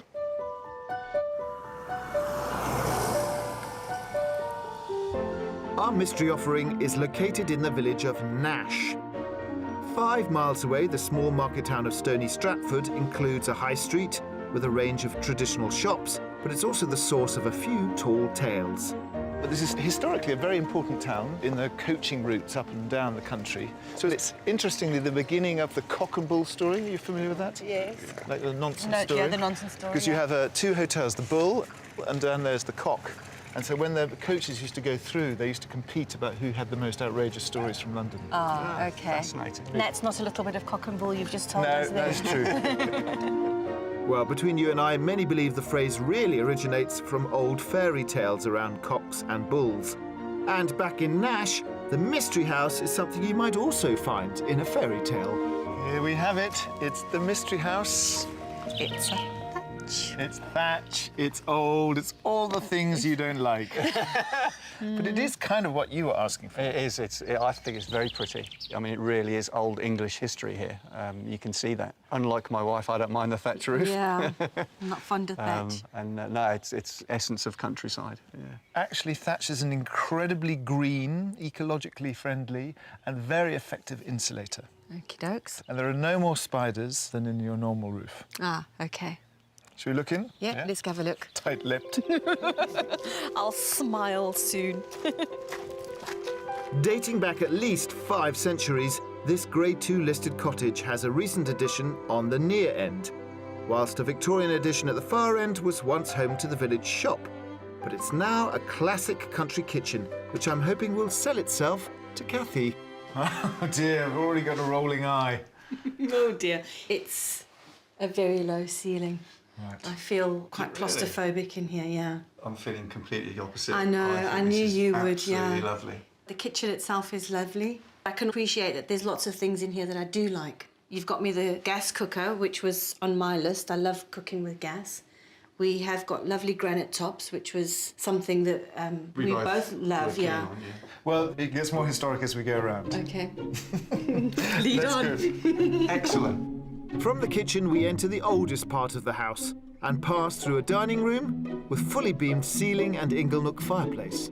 So through the dining room into the main sitting room. Look at the character. Just know, look Rhys, at the fireplace. Look at the stone that's open. Look at the wooden lintel. I mean, this is just perfect country cottage stuff. Keep going, Rhys, keep going. She's going to break soon. She's going to break. This is what we're looking for. He's got his rosy tinted glasses on. I can see that there. I think this is a fantastic find, guys. Well done. I think I could be sold, but I need to think about it. It's not vast, though. OK. Doesn't have a third reception room as it stands. OK. I think this is a lovely little house. So obviously Africa has the oldest history of all humanity, but they didn't build houses that lasted as long as this. No, we certainly don't have anything as old as this that I know of. Let's have a look upstairs. Let's have a look upstairs. You can explore later all the nooks and crannies. This period cottage might not have that third reception room, but the newer extension does offer a ground floor utility, as well as the first of 4 bedrooms, which is served by a ground floor bathroom. Stairs at this end of the house lead up to a rather intriguing trapdoor double bedroom, meaning Rhys and Cathy's 2 boys might enjoy having the run of this wing of the house. We're taking the stairs from the dining room to the rest of the accommodation in the other wing, where we find the part-tiled family bathroom, a guest bedroom with featured timbers, and then in the centre of the home is the largest bedroom, number 4. This is what they're using as the master bedroom. Another little slice of history up in the beams. Higher ceiling. I was expecting to see thatch on the inside. No. They do that in South Africa, and that's why you have your 8-legged friends inside the house. No arachnids in this thatch. I like the configuration. Kids at one end of the house, us at the other end of the house. That makes a lot of sense. Nice and airy as well. I think you get a lot of light in here. But yeah, I think this fits the bill quite nicely for me. I know, you're loving this. This characterful cottage has clearly captured Rhys, but perhaps the outside space will help to win Cathy over too. Set in 3/4 of an acre of grounds, there's lots of space for a kickabout, as well as plenty of parking. A garden room offers versatility, plus an outdoor pool with pool house is a real bonus. We couldn't bring you here without giving a little bit of South African luxury. Swimming pool. A swimming pool for that one day in summer when the sun shines. Oh, it's actually a really nice touch because we had a pool back in Johannesburg. Yeah. And I know we you did. enjoyed it a lot. Yeah. And the kids are still young enough to enjoy it. So what do you think of the garden? Is this sort of a good size? Yeah, I think it's the right size. It looks like relatively low maintenance. So I'll take the lawn because I like the house. Well, what do you think the price tag on this one is? I think that we're looking at about 675, 685 on this. I'll give it a 10,000 leeway. I would say 680. 680. OK, in this instance, interestingly, you're both a bit pessimistic because this is on the market for £650,000. OK. That sounds like a good number for a house with so much history. Why don't you guys go have a look inside? There's lots of nooks and crannies. Don't get stuck. And I'll see you outside in a few minutes. We'll do that. Thanks. We'll shout for help if we get stuck in a tiny hidey hole. I'll come rescue you. Well, that went better than I expected because I thought Cathy would hate this house, and she kind of did at the beginning, but Rhys is quite persuasive, the history's quite persuasive, and hopefully she might be persuaded. Coming in £50,000 below budget, this Grade 2 listed thatched cottage has a large country kitchen, 2 reception rooms, 4 bedrooms and 2 bathrooms. It also comes with 3/4 of an acre garden, the pool and outbuildings. Oh, Rhys, a nice little sewing room. Yeah, for when you finished in the kitchen. This is very good. I think we could definitely do something with this. This last house really does tick the major box that I'm looking for, and that is a historic old house. You know, Grade 2 listing, 500 years old, when there are lots of features inside the house that really appeal to me. I think I've got a bit of work to do, convincing Cathy that this is the sort of thing that would suit her as well as me. I think Rhys is loving this house. I think it's exactly what he imagined he was going to find. The kitchen's quite unusual, but I do love the granite tops. I love the cooker. It's a nice square kitchen. It's got lovely lights. I must admit, it's quite a quirky house, so it could grow on me. If we compare and contrast a little bit with where we've come from, you know, we're looking at a budget of £700,000. That would buy us a house probably twice the size, on 2-3 times the size of land. You know, that's what we've given up, but it's something that we're really happy we've done, and if we can end up with a house like this, it'll be totally worthwhile. There you go. Oh, there you are. Great. Tear you away from your newfound love. Yeah. Yeah, still not quite convinced. Not convinced. You've got some work there. Yeah, I know. Let's go and find a spot where we can kind of gather our thoughts about all the houses. Okay, Excellent. thanks.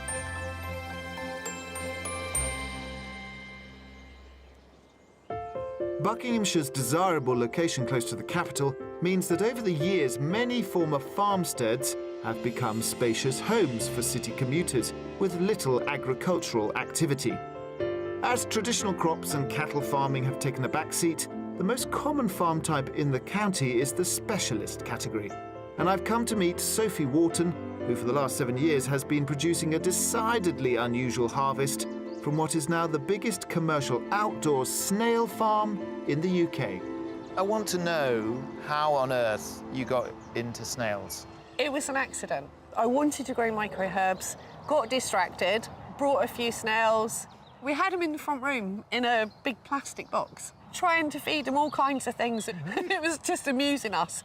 They'd been mating, and before we knew it, the snails had started us a business rather than us starting a business. So it was a massive learning curve. So how many snails are you producing on this little plot? This park will produce 3 tonne. It's about 340,000 snails. Oh my goodness. And what kind of snails are we talking about? They're not garden snails. To you, they would look very similar to the garden snail. However, ours are quite a lot bigger. Ours are faster growing. Okay. Because a typical garden snail in UK would take 2 years to come up to being an adult size, whereas our snails will come up to size by September. To help her snails grow as quickly as possible, Sophie feeds them a diet of rapeseed plants supplemented with snail flour, a special mix of grains enriched with calcium and vitamins. This batch is just 9 days old, but come the autumn, they'll be fully grown and ready to be harvested.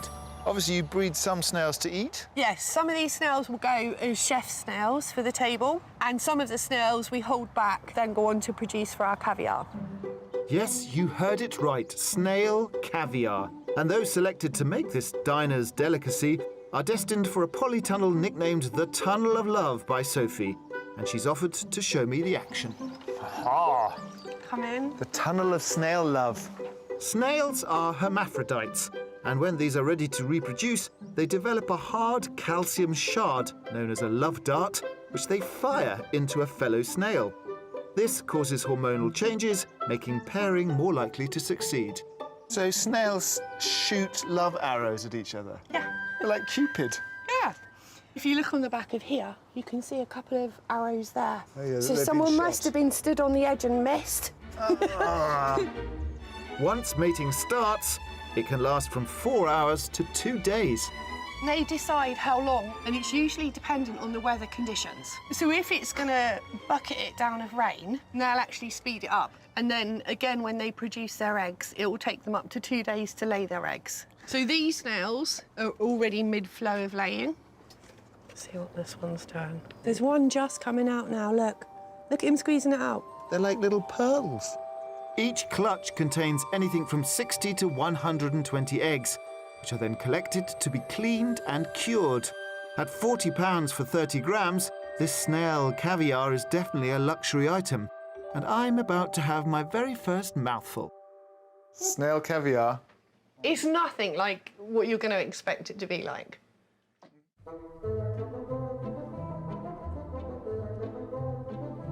It's like caviar, but not quite as fishy. Yeah. Who knew? And so then you can serve it in these fancy little... Yeah, some canapes that we've made up is black pudding, monkfish, creme fraiche, and poppy seed breadcrumbs. So this is how they serve it in the posh restaurants? Yeah. Enjoy. Oh, it's very good. So what's really lovely about this, because this is so high-end, but see the way that you're so delighted by the snails still. I mean, they do their job for me, and I have to do a good job to look after them. Thank you, Sophie. It's so wonderful. Good. Glad you enjoyed it. Rhys will have to have pulled out all the stops to persuade Kathy that that period thatched, very higgledy-piggledy property is her dream home. But stranger things have happened, so let's find out what this couple think about their week in Buckinghamshire. Here we are. It's a typical little corner of Buckinghamshire, the Claydon estate. So what are your thoughts about Buckinghamshire, about this move after our week of house hunting? We've seen 3 lovely houses, really nice. Perhaps not quite fitting what we're looking for. Oh, it's like a knife through my heart to hear that. The mystery house clearly struck a chord with me. I think we had a view that we would be able to easily get everything we were looking for, and that's probably a bit naive. And the question is, what are we going to compromise on? I think I'd possibly give thatch more of a chance now than I would have done before, mostly because it's not thatch on the inside as well. Having the ceiling boards does stop Mr. Eight Legs coming down at night. But I still think that these period houses might just still be a little bit too quirky for me. So I've still got some work to do to convince Kathy that that's exactly what we're going to end up with. What happens next? What is the next step? I think it's now a lot of weekend work to go out there and see what's there, what else is there. Well, it's a bitter disappointment that we haven't managed to get you the house of your dreams on the show, but it's been really lovely showing and very fascinating, actually, to see your sort of South African eyes on our housing market. So I wish you all the best, and I'm sure you will find the perfect house if you keep on looking. Thank you. Thanks for your time this week. It's been great, yeah. It's really fascinating seeing the UK property market through the eyes of a homecomer, particularly someone who's been away for 20 or more years. And I guess property prices in Buckinghamshire do look pretty shocking when you feel that you've got 14 million rand in your pocket. Nonetheless, I think also that this week has focused Kathy and Reese's eyes on the prize, and they'll find that house with a little more searching. And I hope that you join us next time for more Escape to the Country. Reese and Kathy continued their search and eventually found a property in the village of Nash, the location of our mystery house. They put in an offer and it was accepted. We wish them all the very best for the future. To escape to the country, these astonishing mountains were the training ground for the world's first successful ascent of Mount Everest. But strangely, they are closer to home than you might think. So where are we? Well, join me in just a moment and I'll tell you.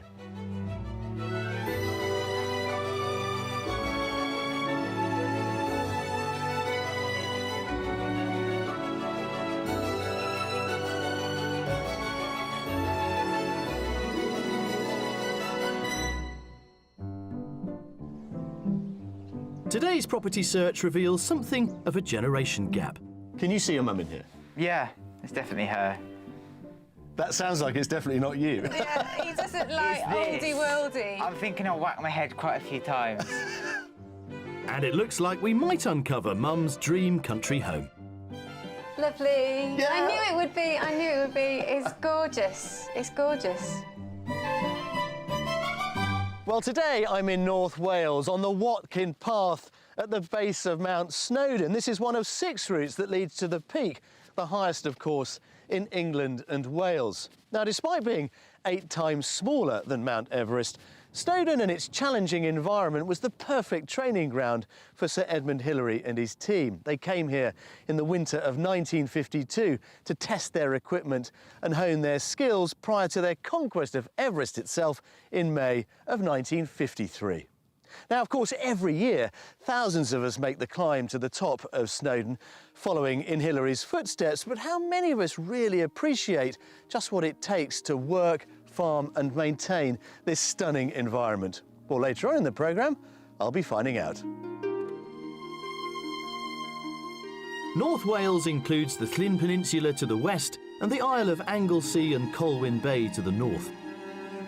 At its heart, Snowdonia crosses the areas of Gwynedd and Conway and is the largest national park in Wales.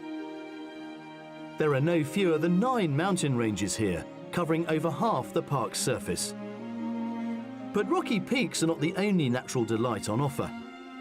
The area abounds with gorges, valleys and forests, and is also home to around 26,000 permanent residents. Settlements include Penmine Pool, originally built for workers serving the country residents of a Lancashire entrepreneur. The hamlet's wooden toll bridge dates from 1879 and can be used to reach a nearby RSPB wildlife reserve. On a grander scale, Conway is considered the best preserved medieval walled town in Britain. Not only have the stone fortifications remained intact, they boast an incredible 22 towers. The castle itself was built in the 13th century by Edward I following his successful conquest of Wales. It overlooks the harbour, once described by the visiting Daniel Defoe, author of Robinson Crusoe, as noble. North Wales rivers include the Dee. This 70-mile-long waterway journeys from the mountains of Snowdonia via lush valleys passing through Bala Lake at Gwynedd. The lake's famously deep, clear waters are home to an abundance of fish, including perch and brown trout.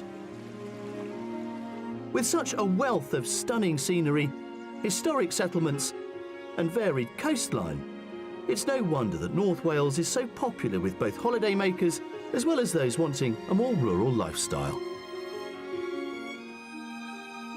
Now, when it comes to house hunting here in North Wales, property here is remarkably affordable. Currently, the average price of a detached property in this neck of the woods is just under £200,000, and that compares very favourably with the nearly £290,000 average across England and Wales at the moment. Now, of course, there are hot spots. Gwynedd, this enormous northern county, is dominated by swathes of the Snowdonia National Park. And as with most national parks, well, of course, if you're in it, you're going to have to spend a little bit more than if you're outside of it. So if you want your budget to go that little bit further, my advice is to head west over towards the Llyn Peninsula and Wales' west coast, or indeed east over towards Conway and Denbighshire. Let's face it, wherever you are up here, you're never that far from the mountains. But what about today's buyers? What's attracted them to one of my favourite parts of the UK? Well, let's meet them and find out. Today's buyer, Maxine, is from Olney, within the Buckinghamshire borough of Milton Keynes. She's lived in her current home for almost 30 years, raising 2 boys. Youngest son, Chiron, is now 20 and studying music at Bangor University, meaning Maxine feels it's time for her to move on. I realise this house is far too big for me and it hasn't got a heart anymore, you know. It's a place to stay, but it's not my ideal home anymore. The area where I live is a small town, but it's getting bigger and bigger, and I can just see it getting too big for me, and neighbours are too close. I'm overlooked by a number of properties. As soon as I look out the windows, I'm looking at brick walls, other people's brick walls. You know, I feel hemmed in and claustrophobic, and I want to look out into some beautiful countryside or see hills in the background and think, I'm just going to put my boots on and go for a nice walk in the countryside. And there's one place where Maxine feels her boots were made for walking. I feel very Welsh. I was born in Newport in South Wales. I suddenly realised how beautiful it was when I was taking my sons, Casper and Chiron, up to Bangor University. And every time I went up there, I just thought, I don't want to go back home. Chiron shares his mum's sentiment for her Welsh homeland and is keen to help her make the move. I want to sort of bring a slightly younger and fresher perspective. Having that, a collective thought, would possibly help better with a move than just one person on themselves. It's getting back to my roots, really. I'm an outdoorsy person, even though I don't show it.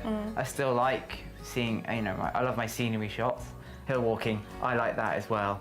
And especially as a Mount Snowdon. I haven't even been up it yet. But there are practicalities to consider.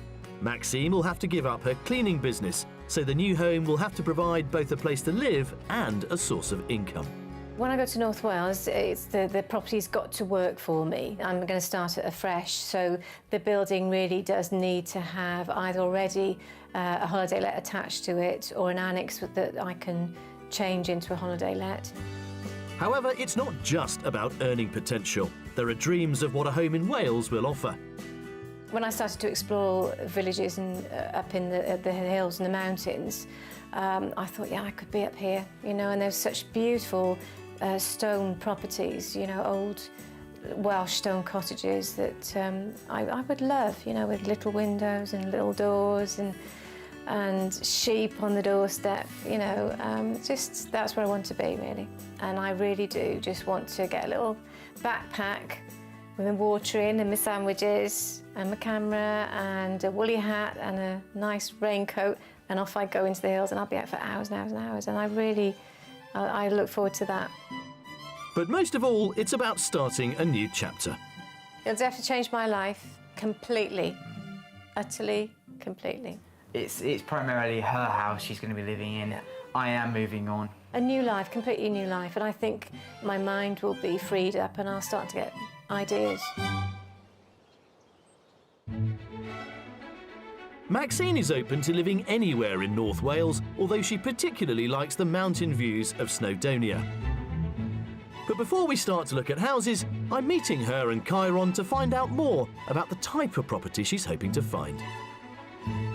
So, officially, Kyra and Maxine, welcome to Escape to the Country and to North Wales. Why now? It was from when I was bringing the boys, Karen's brother as well, up to Bangor, back and forth the last 3 years.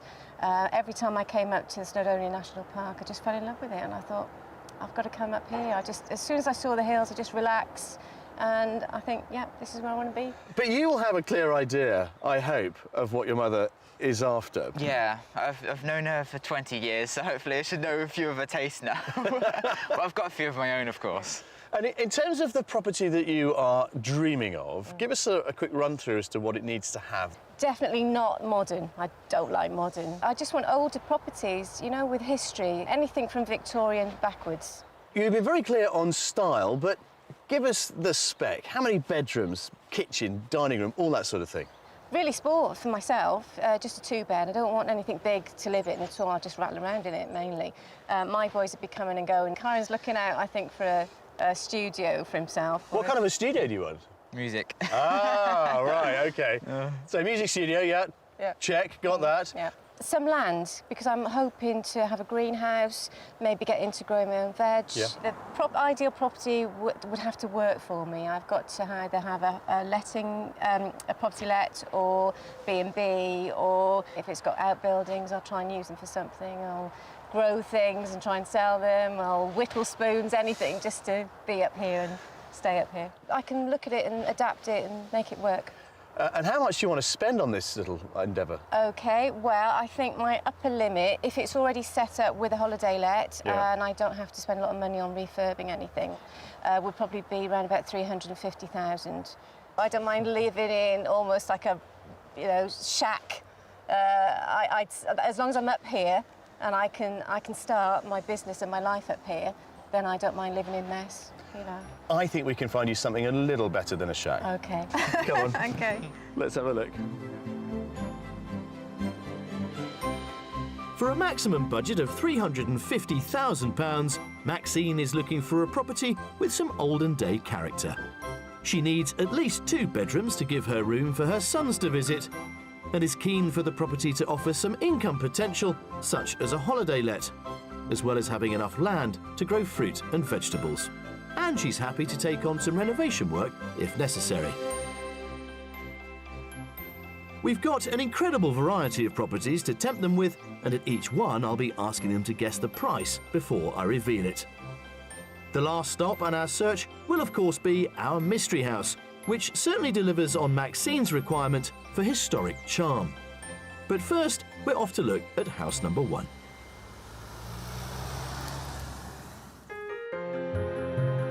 Our North Wales property hunt is kicking off in the small village of Dinorwic, just outside the Snowdonia National Park and a short drive from the village of Llanberis. Llanberis is the gateway to Mount Snowdon in the heart of the national park. The village has a train station from where it's possible to ascend the mountain by rail.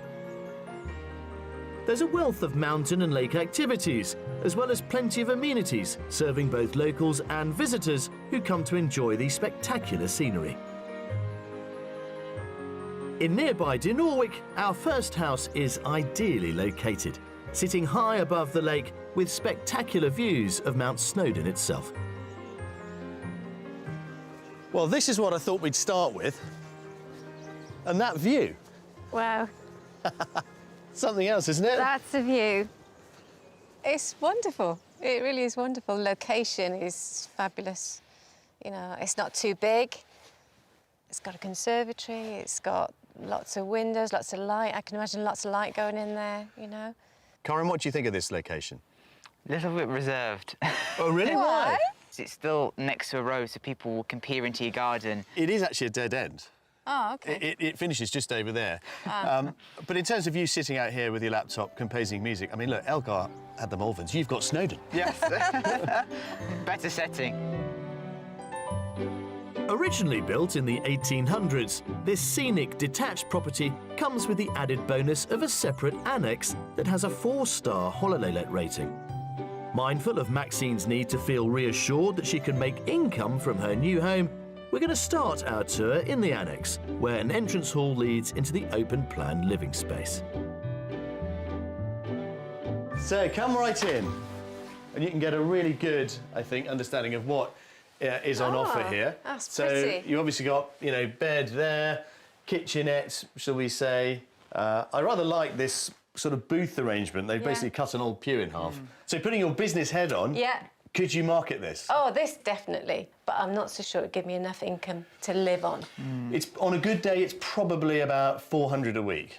OK. Ah, that's a bit better. That's a bit, I wasn't expecting that. Yeah, that makes a difference then. I would like to stay in just a place like this because, Yeah. I mean, maybe a single person got a bed. Yeah, It's pretty much all compact into one space. It's pretty much one. You're not having it. It's going to be holiday let. Well, I think we could argue over this one all day long, but let's get on with the main property next door, because that, I hope, is a place that you might share. You never know, just thinking aloud. Come on. A short walk takes us back to the main property, where its porched front door leads straight into the warm and welcoming reception, oozing authentic period features. That is just the space that I would like to be sitting in with my cup of tea of a night. It's lovely. It's really quaint and cosy. I mean, that's your typical, is it called an Ingle Nook? It is a classic Ingle Nook, yeah. Yeah. Can you see your mum in here? Yeah, it's her. It's definitely her. That sounds like it's definitely not you. Yeah, he doesn't like oldie-worldy. I'm thinking I'll whack my head quite a few times. Now, the kitchen is not enormous, but you didn't want an enormous Nope. kitchen diner, did you? Nope. Have a look at this, see if this would work. You're going to have to watch your head on this one. Oh, look, it's even smaller. Yeah. Everybody through without any damage, I hope. But this is what you've got. Galley arrangement. You've got a bit of a larder through there. And then you've got a bit of a kitchen diner end, dominated again by that lovely range. It's lovely. It's you again, it's very you. Well, that, let's face it, is what we're after here. It's very important. You're the one living here full time, I'm passing. But this is very snug and cosy. Also, of course, you're getting the heat off of the conservatory, which we saw when we first got here, which is, again, giving you a wonderful opportunity to enjoy those views, whatever the weather. Yeah. And it could also double up, potentially, as a dining room. I was considering that. Just Okay. have to practice my cooking now. I'm sure it's not that bad. Look, you've brought up a fairly big, strapping lad You there. haven't poisoned me yet. No, not yet. I think the banter proves that Maxine and Chiron are both feeling at home and seeing the potential in this country cottage. There's also a snug next to the main reception room and stairs which lead to the 3-bedroom accommodation. At the rear of the house, there's a large double with 2 windows, as well as a smaller double. Then to the front of the house, above the main reception, lies the largest of the bedrooms. These are all served by a family bathroom. And there's more outside. The annex has its own garden and parking, whilst in the grounds of the main house, a useful workshop provides further options for Maxine and Chiron to wrestle with. There we go. So I think we're agreed this is quite an interesting package, but is it affordable? OK, so who's going to go first? Let's put Chiron on the spot. One. I would say about 280. I would have thought with this view, it's got to be at least 300,000. Now, this is a turn up for the books, isn't it? He's nearly right. No, he's always right. Yeah, well, he's not perfectly right. To be precise, it's on the market for £275,000. Oh, wow, OK. Right then, off you go. Have a wander around. OK. And I will come and find you a little bit later on. Right. £75,000 below Maxine's top budget, this beautifully situated 1800s house has both income potential and charm. The main house offers original features and a conservatory with extensive views, as well as 1 more bedroom than she's asked for. Then there's the self-contained annex that could be offered as a holiday let. What's more, there's also a useful workshop that could possibly provide studio space for Chiron's music when he's back from university. I do actually like the house. I like the quirky nature of it. I like the low ceilings. It's got these great, massive, thick walls, and it looks like it's going to stay in this spot for many, many years to come.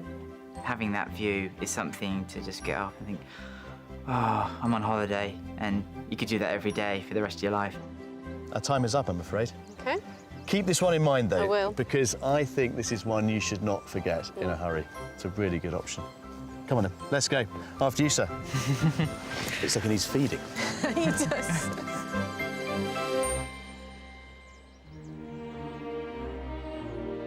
Before the Industrial Revolution of the 18th century, the Welsh economy was predominantly agricultural, and making a living from the land is still a central part of many North Wales communities. However, over 80% of Welsh farmland is designated less favoured due to natural features of the climate and landscape, so can offer a challenge. As Maxine is keen to make a success of growing her own food here,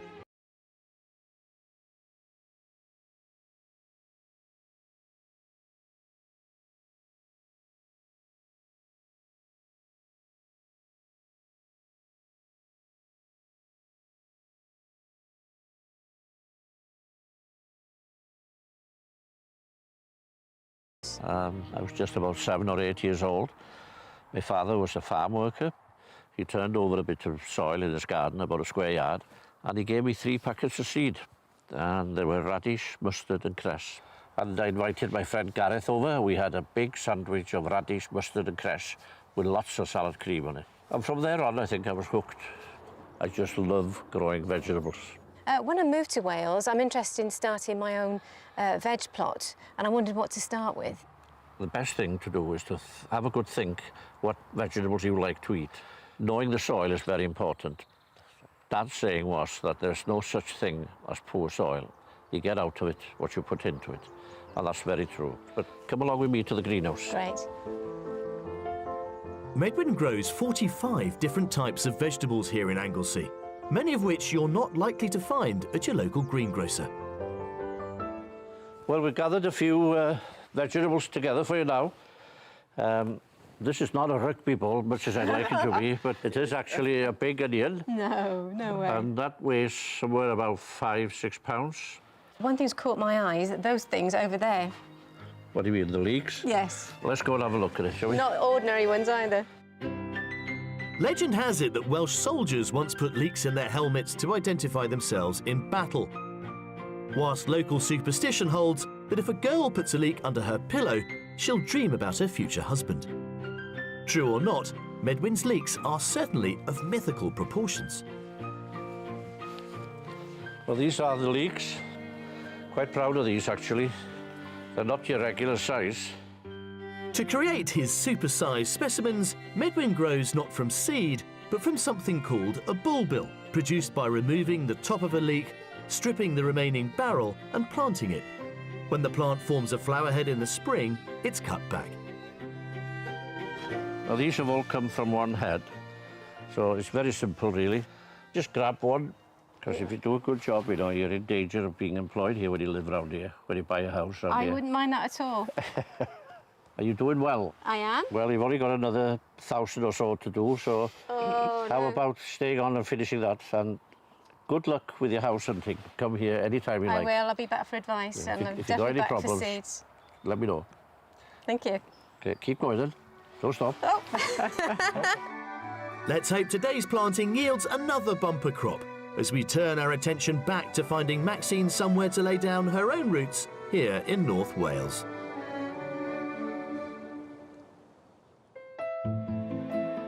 Our property search is taking us to the small village of Rhosgadvan, 5 miles south of the town of Carnarvon. A royal town and port, Carnarvon has been settled since prehistoric times. Despite his name and persistent attempts, William the Conqueror never did conquer Wales. Indeed, it was only in the 13th century that the invading English finally took hold of the region, promptly erecting the highly fortified castle at Carnarvon to act as an administrative centre and to maintain rule. These days, the streets are more likely to be invaded by tourists, where the draw of history and scenic beauty has seen a plethora of businesses pop up to cater to the influx of visitors. And 5 miles away in the wonderful Welsh countryside of Rhosgadvan is the next cottage I want to present them. Well, Maxine, look at that. That is the Llyn Peninsula, this mountainous finger of land that points out into the Irish Sea, which is looking particularly calm today, I must say. But that's what I want you to really take in. Oh, wow. And one of the first things I was going to do when I got my little cottage was to paint the door and the window frames red. Well, look, we've done it for you. Yeah, it's already done. And what do you think, Karen? I have reservations. No, I'm really excited about this one. It's an idyllic spot, this. Yes, it is nice, though. Come on, let's see what you think. Well, that's certainly a very positive first impression for this Welsh cottage, from Maxine at least. Once used as a quarryman's home and small holding, the Grade 2 listed property was built around 1800. But we're not taking that eye-catching red front door. We're starting our tour in the conservatory, which was added by the current owners around 8 years ago. Well, let's start with this, because I think this is a really, really interesting space, and it's made such a difference to the footprint of this property. You can use this, of course, all year round, but I think for those really cosy wintry evenings, you're going to love the living room. It's through here. There, how about this? Lovely. Yeah. I knew it would be. It's gorgeous. It's gorgeous. And it's a really good shape to use. Oh, I love it. I know it's going to sound funny, but I was going to get a carpet like this to go with my red door, you know, because I know the colour fits in places like this. Come and have a look at the kitchen. You might need to duck here, Yeah, Kai. duck. Oh, gosh. Do watch your head, but it's well worth it, because this is what you get. It just gets better and better. Got to agree with that, actually. You like that? Yeah. It's because it's quite I like oldie-worldy. this. It feels modern, but still rustic. It's got more head height. Yeah. You know, it's just wonderful. I wouldn't change anything. It seems this home is almost made for Maxine, who not only has warmed to the space, but also the style of what she's seen so far. There are 3 bedrooms, all reached via the kitchen. The first, a good-sized double, is down a hallway next to which sits the family bathroom, featuring a roll-top bath and shower. Directly off the kitchen is a very small bedroom that the current owners use for their chocolate-making business. And up a couple of steps is the largest of the 3 rooms, which Maxine could use for herself. Now, you could have this as a guest room, but this is what the current owners use as their room. Yeah, I'd keep it as my bedroom. I love that window. And the beams. And the dark furniture. It's just me. The key thing, of course, is affording it. OK. Let's have a discussion outside as to what the future may hold. Maxine's heart already seems won over by this cosy former quarryman's cottage. And outside, there's even more to captivate her. The sizable 1.8 acres of land includes a terrace for alfresco dining. A games room offers possible business options, plus there's a static caravan with power and plumbing that could be rented to bring in income. And it all benefits from the incredible outlook. Look at that. Oh, wow. So how far do you think is your £350,000 going to go with this particular property, Maxine? Not far. It's just too ideal. Well, it's got to be top of my budget, 350 at least, if not more. Okay. I'm going to say about 320. 320. I mean, 350 is affordable, technically. Yeah. 320 is even more affordable. 295,000, however, makes it really affordable. Oh, that's really good. What do you think about that, mate? Awestruck. OK. I did not expect it whatsoever. It really did feel With like it was all too this good to be true. land. You've got a lot to think about. Go Yeah, on, off you go. Have a okay. wander around, and I will catch up with you a little bit later. £55,000 shy of their top budget, I think this Grade 2 listed former quarryman's cottage might well be Maxine's dream country home. The single-storey accommodation has enough bedrooms for Chiron and his brother to visit. Then outside, there's a games room, plus a static caravan that could offer income opportunities. And what's more, there's a generous amount of land and the plot boasts incredible views of the mountains and sea. I really, really like this house. The style, spookily, is my style. My mum would definitely have a beautiful life here, being able to slow down, unwind, relax, all the words you could think of. It's definitely something idyllic for her, and she loves the red door. I don't think you can show me anything better than this one. I'd be very surprised. Do you know, this place really is exceptional. I can't believe the weather. It's gorgeous. And I can't believe we found you such a bargain. It's just perfect. The whole lot, it's just perfect. What do you think of this house hunting lot, then? Well, this one's definitely a check in my book. Hey, good. Let's write a check. Come on.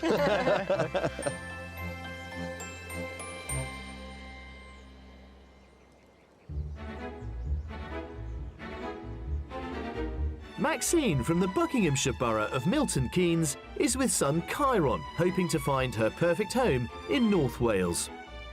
We've already shown them some great property that could give her the lifestyle and income she needs. But there's still more to see, and the Mystery House could well offer all the historic characters she's after. I've been itching to show this to you all week. Wow. It is a wow, isn't it? Oh! Pretty impressive focal point. And I'm finding out how some old-fashioned shepherding is being used to help maintain the dramatic slopes of Mount Snowdon. There's a great degree of cunning involved in this, isn't there? Yes. Well, as you can see, the sun is shining on our final day of house hunting here in North Wales. And the thing I really love about this region is that it offers, I think, the best of both worlds. Stunning mountain scenery, along with some pretty gorgeous coastline as well. It also, today, of course, contains our Mystery House. Now, this is a property that I think will test Maxine's earlier assertion that she was up for a bit of a project. And as for Chiron, well, this is definitely a building in which he's not going to bang his head. So, let's see what they think of it.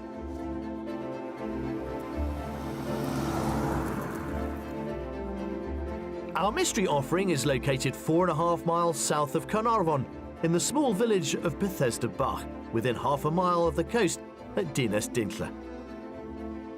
Dinas Dinlla is a small seaside settlement. Designated as a site of special scientific interest, the beach here is a mix of pebble and sand. And our mystery property is just a short walk away. There you go. It's lovely frontage. It really is a lovely looking house. Have you worked out what it was? There's a big millstone there. Yeah, it's an old mill. OK. It's lived up to its mysterious name. Yeah. The lower floor could become a self-contained holiday let or B&B. OK, OK. I love the stonework. There is as much stonework visible on the inside as on the outside. Oh, sounds good. That's rustic. OK. Come on, let's see what you think. Built around 1706, this former mill house was once part of a large estate. Arranged over 3 floors, we're entering via a door that leads into the ground floor, which could perhaps be used as a self-contained holiday let. Its unique hallway features a dining area at one end and a kitchen at the other. Yes? Oh, wow, yeah. You like it? Yeah. Yeah, I love it. I love the stone. Come What's this your way. head in here? I love it. I love it. It's so solid and it's all higgledy-piggledy, you know. I love it. It's definitely at the other end of the spectrum of what I like. It's too far gone for you. Yeah, it's a bit too much of what my mum likes and what, but of course. Yeah. Have we pushed you over the edge? Yeah. Is it too historic? I think so. I mean, you could, of course, just leave all this here and do B&B down here. Yeah. But I think the holiday let idea down here is a really simple fix because it is only just removing that staircase, which is easy. Yeah. The historic character of our mystery house is certainly charming Maxine. And if she did decide to offer this floor as a holiday let, her guests would also have 2 bedrooms, both of which are currently configured as twin rooms and served by a family bathroom. The 2 upper floors can be accessed via a bridge on the other side of the property, but we're taking the stairs, which take us up to a large landing and snug. I'm thinking this might be your kitchen area if you were to convert downstairs. OK. Can see that? Can you see it, really? Yeah, I can, actually. It would all flow very nicely into this room, and I think you would not want to change this into a kitchen. OK. You'll see why. Come and have a look. I've been itching to show this to you all week. Wow. It is a wow, isn't it? Oh! Pretty impressive focal point. It's a castle. I mean, look at the ceiling. I think that's just been beautifully done. Beautiful. Yeah, it's really got the quirkiness that I was looking for. Yeah. Nobody else is going to have a house like this. Oh, no. No. And then up there, the last bit to see, your master bedroom. You get your own sort of eyrie, as it were. Eerie. Well, imagine waking up every morning and coming down to see all this. Yeah. So finally, here we are. The top floor and your room. Yeah, it's a decent size. Your ensuite. I dare say you might turn to something a little more neutral. And again, this lovely architecture of the roof. Yeah, it's really quirky, it's individual. Is it you? Yeah, Yeah, it is. I thought it would be, yeah. But of course, it's all going to come down to the price, isn't it? Come on, let's talk about that. Well, Maxine does seem to be impressed by the individual character and layout of this 18th century mill house. Outside, a plot of around an acre includes a small, manageable garden and a paddock. There's also a large stone outbuilding that was once the mill and is currently used as a garage that could be put to a range of uses. It's an impressive building. I'm trying to get my head round rejigging things in there without spoiling the look of the place. Make me an offer on our mystery mill. Yeah, wow, well, it's really impressive. I'm going to go for 300,000. I'm actually going to say 290. Interesting. It's on at £295,000. Okay. Lots to mull over. Yeah, you keep giving me these different ideas and I'm getting a headache now. Go and have a wander around, and I will catch up with the pair of you later on. Thank you. Off you go.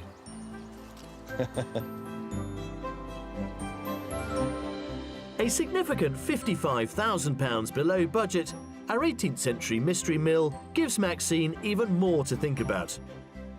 It has all the character features she could wish for, whilst the three-storey layout lends itself to separate living quarters and a ground floor holiday let. There's also a large stone outbuilding, and it all sits on an acre of land within easy reach of the sea. The mystery house certainly has lived up to its title. It caught me out, actually. The living room here with these beautiful high stone walls and the beautiful wooden ceiling and the majestic fireplace is just wonderful. I feel like I'm sitting in my own castle. It was something that's not to my taste. It's definitely to my mum's taste, and this is basically her perfect property. Right then, we've shown you as much as we can show you. It is now time for you to go away, the pair of you, talk about it, and hopefully come up with a plan for the future. OK. Come on, let's go.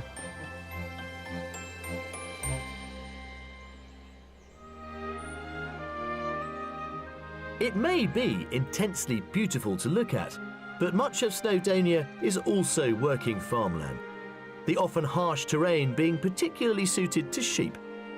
Whilst the image of herds on the hills may be a picturesque one, livestock can damage this environment. Arwin Owen manages a 4,500-acre sheep farm within the national park. I've come to meet him to find out how he's combining the need to graze his flock with a new and exciting conservation project. What a place to work, the National Park in Snowdonia. I mean, this is many people's ideal escape, particularly for a holiday or a walk. But as well as managing your flocks, you're also managing the landscape, and that's encouraged a new initiative. One thing we do here is we monitor the impact of how the animals graze. We have an ecologist who goes out and actually looks what the impact has been on the plants. And what we were finding was the animals were still grazing areas that we didn't want them to graze too heavily. And then there were other parts of this valley, specifically the valley floor, that weren't being grazed heavily enough. The problem is something known as hefting. Left to their own devices, sheep develop a preference for grazing certain areas, which they pass down and reinforce over generations. In order to break this hefting habit and establish new sustainable patterns, Arwin has returned to the old method of a man and his dogs. Previously, the sheep did their own thing. Now there's someone here, a shepherd here, and he's moving sheep from areas which are more sensitive to those areas that need more grazing. It's a joy to watch a good shepherd working dogs and, you know, how they understand, you know, how the sheep will move, how the dogs work them. And it's a joy I'm going to share today, as Arwin is taking me to see Bryn Griffiths, who's been shepherding since he was 10 years old, with his 3 border collies, Meg, Non and Pero. Hello, Bryn. Bryn's been with us 2 years now, so he knows these mountains pretty well. You've walked, I guess, pretty much every inch of them by now, Bryn. It's a big job, Bryn, trying to keep an eye on hundreds of sheep in a landscape which gives them plenty of places to hide away in, I'm sure. Yeah, well, it's quite a task. I took about a good 2 months to know the pattern of the sheep, the way they naturally move. I'm starting to know which ones are where and how to get them from there now, yeah. I mean, there is a psychological element to this, which is kind of interesting. Oh, yeah. Well, they say that sheep are not smart, but I've learned a different side to that since I've been up here. Well, I'd love to see the dogs working, Bryn. Yeah, no worries. Follow me, I'll show you. Let's have a look. With 2,000 sheep to watch 7 days a week, Arwen recently decided to expand operations by advertising for a second shepherd. He was shocked by the flood of applicants from as far afield as Norway. But for the moment, it's just Bryn, Meg, Non and Pero, working pockets of sheep away from the higher ground and towards the grass of the valley floor. These dogs can't wait. No, they're itching to go. Using a series of whistles and calls, Bryn directs his dogs to encourage the ewes to take the tracks to the lower ground. Pick, pick. Bryn's commands, he's commanding the dog to go left and right. Yeah. And then there's one command for it to walk on. Yeah. And then obviously stop. There's a great degree of cunning involved in this, isn't there? Yes. And you've got, several minds at work. You've got, the sheep, of course, you've got the shepherd and the dog. So everybody is involved in this great sort of interplay. And ultimately, the sheep as well know that we've got a little bit more control of them than they thought that we had. It's been a real pleasure to witness farming and conservation going hand in hand, protecting this landscape for generations to come. And I think that catching a glimpse of the shepherds working these hills can only enhance the experience for the tens of thousands of walkers who currently take the footpaths through the valley each and every year. When we first met Maxine, she gave us two challenges, really. The first was to find her a home, but the second was to find her some sort of business idea that might go with it. Well, we've certainly given her plenty to think about, loads of options, really, but have we managed to find anything that's truly viable? Well, there is, of course, only one way to find out. That's to go and ask her.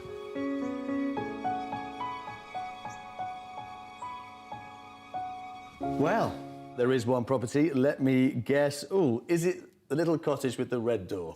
Yes. Yes, of course it is. Yeah, it was just perfect. The view is stunning. I don't have to walk up a hill or around the corner for a view. I can just enjoy it, as it is. What happens next, then? As soon as I can, I'm going to contact the agent and find out some more details about the property, and with the view of trying to buy the property. And you'll be just down the road for at least another year or so at Bangor University, so actually you've got somewhere to come and do the washing. Are you pleased? I am very pleased. Good. Yeah. Are you pleased? Yes. Very Phew, much. that means I am. We wish you all the best of luck. I can't wait to hear the good news. Let's cross everything that you finally managed to secure it. Thank you. And good luck with the rest of your studies, mate. Thank you.